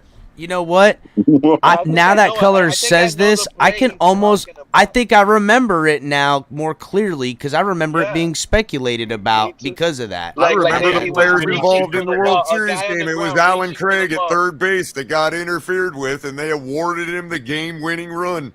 Oh my fuck! I don't remember the whole like World Series thing, Color. But now that you're bringing it up, I think I kind of remember the play that he's talking about. Yeah. I just looked it up. I can't find it. I don't remember the play. I remember the scandal. That's what I remember. I was like, oh yeah, that's kind of par for the course. Just letting you know, you can only get a take like that from color commentary, man. That's Yeah, just bro. So, all right, guys. Like and share. I'm gonna start shutting her down. I got to get up in like 3.5 hours. So Same. Yeah, I'm gonna get let's do some final thoughts, quick and fast. Let me go first since go ahead. I gotta go to sleep and I gotta also get up early for my show too. But honestly, final thought as far as this whole thing. First of all, I'm just disappointed more than anything else. Get your money, fine, but if you're gonna scam, at least scam properly. Yeah, make it a good scam. I'm just disappointed because that's not a mark of a leader. Two things that he said that pissed me off. I'm not here to be a hero, and you gotta make sure you find me so I can throw you the ball. Like that C does not belong in his chest if that's the case. If that's what he truly feels, and it is because you have to believe what he says. So that to me, I was just disappointed in that. I couldn't even believe it. As far as the rest of the team is concerned, I want to see how they respond because it's a slap in the face. These guys are putting their bodies at risk, and at this point, if he's not even going to honestly take responsibility for himself, and then I mean, I wouldn't put it past them not really putting their all into it, which is going to affect the team. So that blows. On the other hand, do you mind if I do a plug? Go ahead, Miss Fins. All right. Well, this is the real plug that I want to do, guys. If you don't already know, you can catch me on Miss Fins. I do my morning show Monday through Friday, each and every morning, 8 a.m. Exact. Oh, plug. Love it. Thank you, JD. Yes, each and every morning, Monday to Friday, 8 a.m. You can find Miss Fins. You can also find me Wednesday nights with my new co-host, Color Commentary. We have our Let's Talk Football where we talk about picks and a bunch of other football stuff like that juicy, situation with Tua. But other than that, too, guys, I literally have 14 more people to get to 500, and I want to give away. Yeah, guys, let's get Miss Fins to. Can we get? It's got to be 14 people that can get over to Miss Fins. So let's see if we can get it. Above that. So if you guys could do me a favor, if you haven't subscribed already, slide I on don't through. Have the link on there, but it's literally youtube.com/Miss Fins. Is it right there? MISSPHINS. Thank you, Fit Fan for Live. I appreciate it. Seriously, go subscribe because I want to give away. Actually, I previewed it to Color because nobody really knows what I'm going to give away. I'll tell you this. It's a pretty nice. Color? Is it nice? Do you approve? Oh, absolutely. Awesome. He even said that it should be my 1,000 subscriber giveaway. Yeah, it really is worth more of 1,000 subscribers. Oh wow! So maybe you should. 514 of you need to get over there and subscribe to Miss Fins. Exactly. Yeah, get the 514 over there then. Thank you. Yep. I'll take all of them, and I want to expect each and every one of you guys to join me tomorrow morning for my birthday bash. We're talking Dolphins. Yeah, and look, guys, Miss Fins has people constantly asking her in her chat why they can't super chat her and super sticker. So, I mean, she's already got her 4,000 view hours. You believe that, Capitan? I had no idea. That's amazing. I assumed it, honestly. I think that's amazing. There's no reason she shouldn't be. Yeah. Okay. There you go. 1,000,000%. Idiots that are making money off her content. You know what I mean? 1,000,000%. Sorry, YouTube. I didn't mean to call you idiots. I'm sorry. No. No, I get it. I love you, dude. Over 4,100 watch hours, so I got that. Now I just need the 1,000 subscriber guys so that you guys can finally do the super chat and all that stuff. So please, but you can donate to the channel other ways. You already know. Anyways, thank you, El Capitan. If you guys do me a favor too, if you haven't hit the like button here tonight after this awesome show, I don't know what you're doing with your life. So before you even get to my channel, you better hit this like button. You better subscribe right over here because El Capitan and Color and Ali and Tongue, phenomenal guys, always bringing great content. Literally the tail fin party that never, you know what I'm trying to say. It's bedtime, Miss Fins. Exactly. Yeah. You will never see. So definitely let me say that. Much love to you guys. See you in the morning, thank you Miss for having Fins. me. And I'll see you and catch you guys tomorrow morning. Later, okay? Miss See you in the Fins. morning. Later, See ya. Bye-bye. EM. Oh, Miss Fins, a true #1 morning show, not Stephen D. Getting up. Getting Stephen D. I love it. I love Smoke you. now. Thank you. Later, You're Miss hilarious. Fins. See you guys. See, now Stephen D's gonna think we hate him. And Nah, phone calls are gonna happen and all this Nope. other. No. That ain't happening. Crypto. Hey, what's going on? Listen, Tua Tagovailoa, even though he told everybody the playbook, he told John Harbaugh on how to defend him, literally. But Tua is going to be the next Bob Greasy. He's going to lead us to an undefeated season. Holy shit. That is a fucking. That's a fucking crazy. That's some good shit right there. That's gonna be awesome. Which one's Jim Kick? Which one's Jim Kick? I'll say Miles Gaskins is Jim Kick. All right. And Waddle will be Paul Warfield. Whoa. Wow. All right. Jason Sanders is Gary. Jason Sanders is going to be. He's going to be the Gary Premium. He's going to have a fumble touchdown. No, we don't. He's going to have a fumble for a touchdown, and we're going to win 7-0. He's going to pick it up and score. You saying? Yep, the kicker.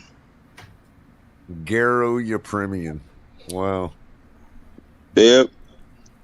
But listen, you guys, it's Only it's a real been fun. fan knows who that is. Yeah, I know, Color. That's they go way back. But how about Fuad Revays? Right. Thank God I don't have to go way back, man. Well, to Pete, we got disaster. What happened? we got Pete. We got our franchise guy in the locker room. You should be happy. I just heard the next Bob Greasy with Paul Warfield and Jim Kick. I just heard that. Undefeated, right, Crypto? This is undefeated. Well, Crypto, remember you said it was all about week 1. Yeah, it was all about they week handled 1. some business, so yeah, we escaped the death spiral game. Yeah, that's the death spiral game. That ain't no fucking lie, dude. That is not no lie, dude. If we lost that game, that begins the death spiral. You ain't not fucking lying. No, man. Imagine what we'd be saying today had we lost that game and Tua gave that press conference. Oh my God.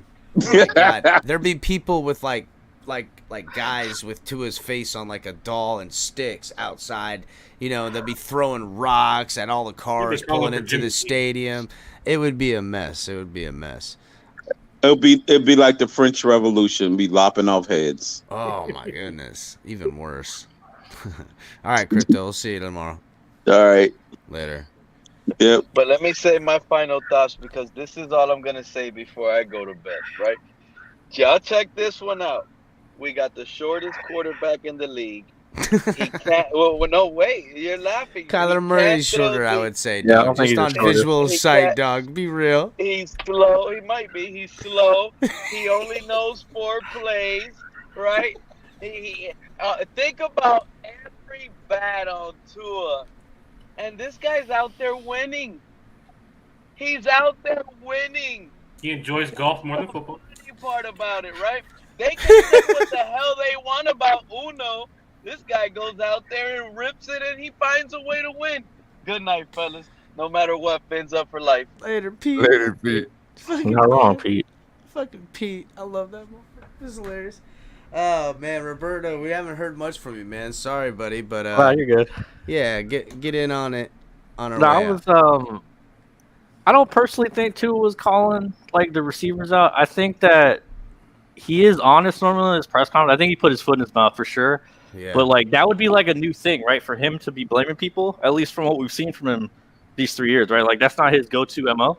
So I don't personally think that's what he's doing. Maybe he's a different guy this year. Maybe he's cocky. Who knows? We'll see, I guess, going forward. But now I was going to talk about, like, the only way I see the Dolphins replacing Tua this year is if he gets hurt, right? And I think Tua knows that, which is why I think, like, a lot of these plays we see where he's scared to plant and take a big hit, he knows, like, the only way his career is over is if he gets hurt and he doesn't get a show like what he had. Like, if Robert, he gets hurt by week 2.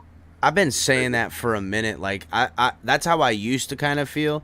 And I was right on board. I'm like, the only way this kid is they're moving off of him at least this year, because if they get to the end of the year, then they can make their assessment. But if they move off him to somebody else during the year, is going to come with injury. I felt like that a lot, but I also now, like, getting to know Tyreek more, getting to know, like, the coach more. I had question too, like, McDaniel obviously takes the job to be with Tua and all this stuff, but, like, I guess just because of the players and the scheme and the expectation and everything, I don't know, it just feels like there's going to be an accountability before it gets out of hand. Like, barring, like, injury isn't where it ends now. Like, they're, like, in the locker room alone, and the coaching staff, I think, not that they have the control, because if they had the control, you would have seen Flores stay here in that kind of deference in some way. But, like, I just have to feel like that clock is ticking in a different paradigm than when I used to make that decision, because of the additions, because of the expectations, because how everything else is going to be performing at such a high clip. And I think we're going to see that Sunday. Well, you might be correct from a team perspective, right? Like, from the Dolphins front office. I'm talking from, like, Tua's perspective. He knows if he gets hurt early in the season, like, Roberto, his career might be over, right? That ain't no bullshit. So I don't think, like, in that game we were up, like, majority again. Game wasn't really in question, right? Like, I believe he was taking business decisions.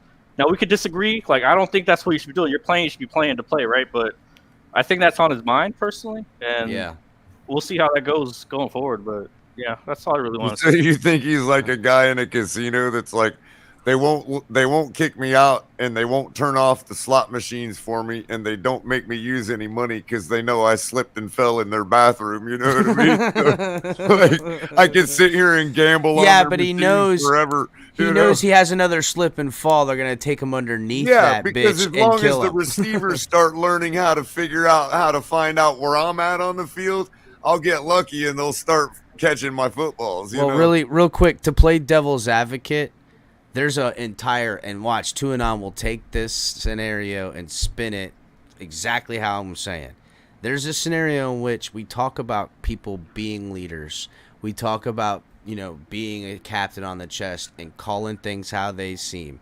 And him saying that and calling it out. And I already mentioned that it sounds like he's talking to somebody. This is a different conversation somewhere else, like a repeating. That is him showing his leadership in some way.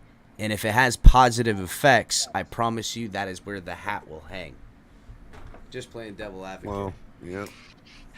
Color, am I fucking right or am I fucking right, bro? Well, I mean, I can see the spin because, like, he's 16-8 as a starter, right? So, like, when he's on the field, we've won, whether you want to put that wins on him or not, right? So, like, we're above 500 when he plays, right? So, him thinking he can't get hurt, so not to take the risk. Like this, that Roberto. Exactly. In direct correlation. Tua finds a couple of those targets. Tua finds a couple of the targets downfield that we're hearing about and talking about and have seen on the film that we can, contest that is an open shot that he could have taken. The narrative changes that, like, oh, look, Tua showed his leadership by calling out these things, and look, the receivers did this and did it. Now he's leading like a captain should. Well, that would mean watch out. Somebody. Booyah. Round and round we go. I'm telling you, bro. And I already know what time that is, too. We'll talk about that at another time. All right, Roberto. We'll see you later, buddy. Thank you for coming on. Have a good one. Thanks. Yeah. Fin fan for life. Yeah, so I think we might have a shootout this weekend. If it is, it's gonna have to be Tua, taking those shots, because Lamar's gonna be auditioning Sunday. He's gonna be auditioning, trying to show us up, show what he's about. He's gonna take shots like that, and Does Lamar show up and show out for the audition, or does he lay down for the favor? Who knows, man? I just know when they start scoring is when we're gonna have to answer. I'm hoping our defense holds up, but Lamar's got that X factor that he can run. And when I saw those arm tackles from linebackers and just worries That me, was ugly, yeah. So that's what we're gonna have to deal with. So when they start scoring, it's gonna be on Tua. Okay, answer back. Go hit Tyreek. Go hit Waddle. Do what you got to do. And I hope our coaches can game plan to see, look, hit these guys. Do what you got to do. We'll try to buy you some time. Get this line help. All in all, man, I'm excited for football. When this first week came back, the Patriots, no matter what happened, I was just excited to see our team back in the field. Can't wait for Sunday. I'm a college football guy too. Can't wait for Saturday. So I'm hyped. I'm ready. Just hope we can see some improvement Sunday. Well, like you said here with the upcoming shootout and how poorly we did against, I think, Jonnu Smith over the middle this last week. It's kind of alarming, especially when they have Mark Andrews, who could legitimately be considered one of the best tight ends in the league. The guy gets open, the guy catches the balls. He's a big guy. We were missing Eric Rowe last week, so obviously that's. I think you like Brandon Jones. He's usually our tight end killer. I know he's struggled against bigger. Waller and Kelsey, but I don't know. I think we'll I would see. feel a hell of a lot better about containing Mark Andrews if Eric Rowe is dressed for that football game. That ain't no fucking lie. Yeah, I forget Rowe's a little bigger. I think, although, what's his name, Smith for the Patriots caught some passes. Mm-hmm. They did all right containing the tight ends. Yeah, he was a big dude. That dude was freaking massive, bro. That guy is fucking big. Hard as hell to bring down, apparently, anyhow. Yeah. We had some bad tackling too. Man, it was ugly. Awesome. A lot of people, I also will say I hope rolling down bodies. I do hope this Cater Kodu shows up again. I really liked what I saw from him. Brandon Jones, I like what I saw from him. Nick Needham, gotta get a little better there. But I mean, front line, get some more pressure, and I think we can be there. All right, Fin fans for life. Thanks for coming in, bud. JD. You know what? I had the opportunity, like I try to as often as I can, to get together with other Dolphins fans up here in Northern California. A lot of, there's a lot of these little groups that are kind of opened up across the country. So if I could say anything, research, on your social media mediums, whether it's, Twitter or Facebook, jump into both of them, try and find like-minded Dolphins fans in your area to where you can really get out there and enjoy. I just spent this last Sunday hanging out with Mark Angelo, Mark's our good fan dude. of the, I had him on a while back. Mark's awesome, bro. He's a fantastic individual. Dude is awesome, bro. Right? Total chill as hell, bro. Dude is awesome. He's fantastic. Yeah, Bro is, absolutely. but he's on point.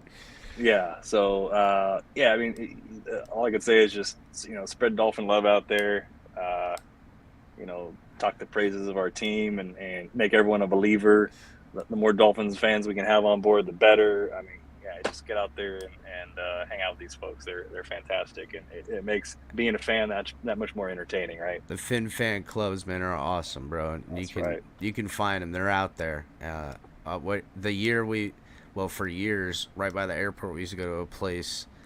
I mean, listen, I could get it at home, but we didn't watch it at home. We went and drove to a spot to do the experience with the fans. It like whole place would get filled out. Kids be running around a thing. It's awesome. It's really it's something I try to bring to a digital Fins tailgate. You know what I'm saying? Right. You got to defer onto the comedy, bro, because then it gets too serious. You know what I'm saying? You got to defer onto the comedy.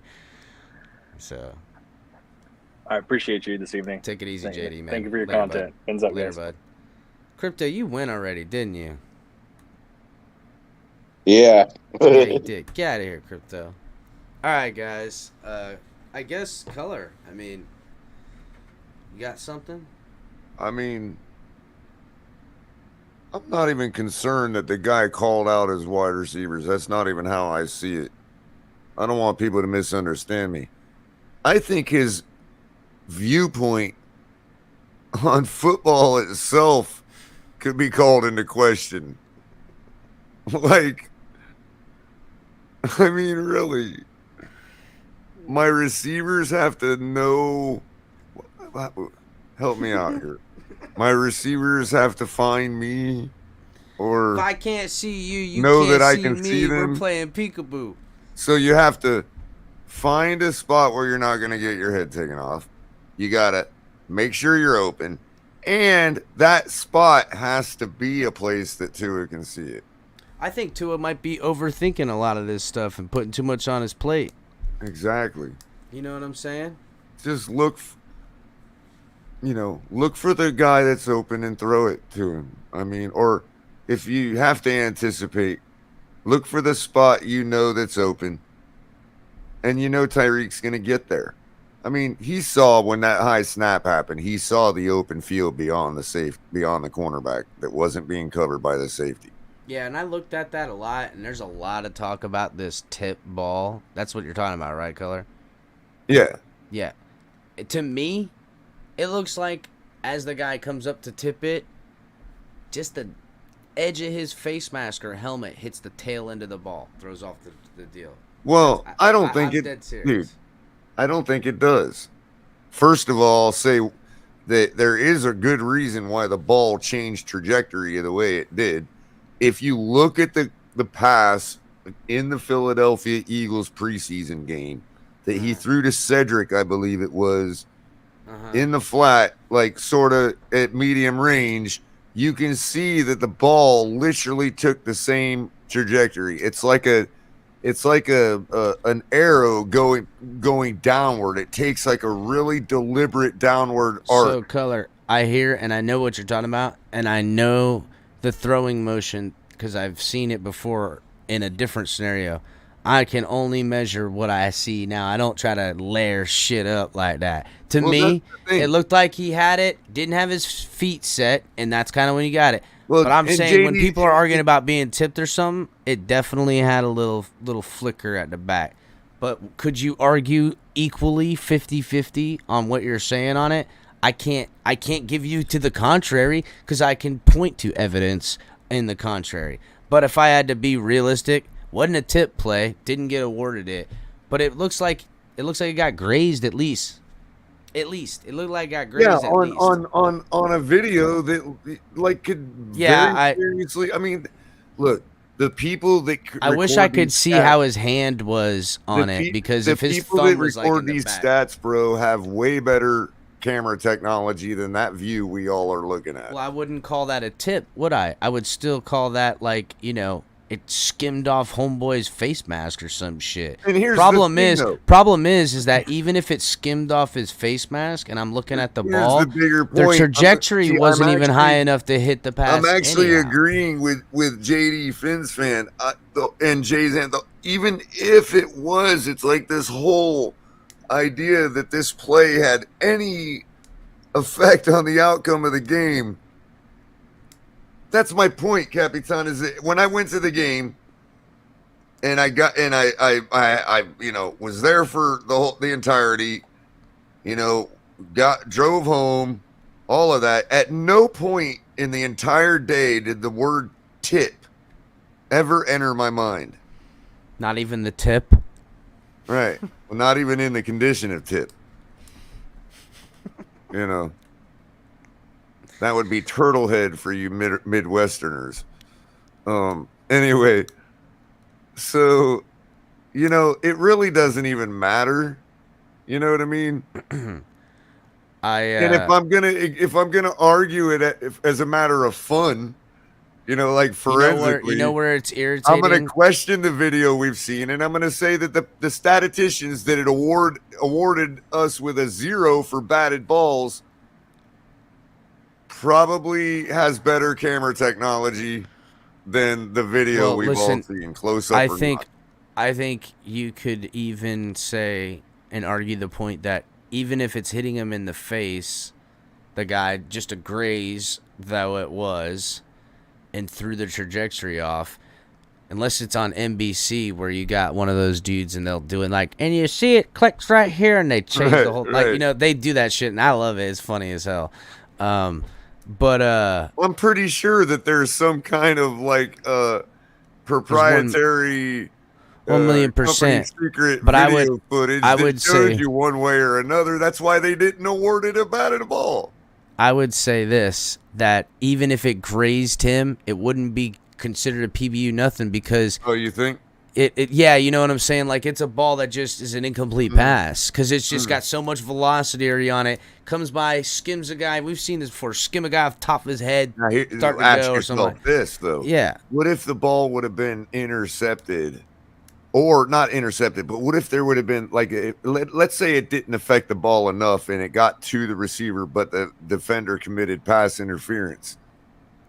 Would it be a dead flying ball? And that's where the wiggle they'd have room. to take away the color. That's where it takes the wiggle room of the entertainment industry, and I don't want to talk. I don't want to talk too much on that. But again, I honestly don't even. I never even. What my point was, I never even imagined that I'd have to be even talking about this. You know what sucks until is I got home that night. Until I got home that afternoon and saw the blow up on Twitter about whether this thing was tipped or not, and I'm like, I don't remember it being tipped, and I was 20 yards away from the hash mark when it happened. What sucks is that if it wasn't a high snap, it looked like he had decent enough time in the pocket because both those routes on both those ends were opening up where they were, whichever one you wanted to throw to was going to get the ball because of how they streaked it. They were flat-footed in that play. And you would have caught their asses too. Yeah, so if it makes people feel better for me to say that play is not part of the meat that's on the bone that I keep talking about when I say there was meat left. I got on my the bone. meat Okay, bone fine. somewhere It wasn't. else. It did not affect the outcome of the game whatsoever. No. All right, Color. We out of here, guys. Make sure you're hitting the like button, subscribing if you're new. Facebook, Twitch, Twitter. Come over to YouTube. Get in on the conversation. Come up on the panels. Shout out to all the new guys that popped up on the panels. Thanks a lot for coming on, guys. And we'll see you guys tomorrow or something like that. Fins up, everybody.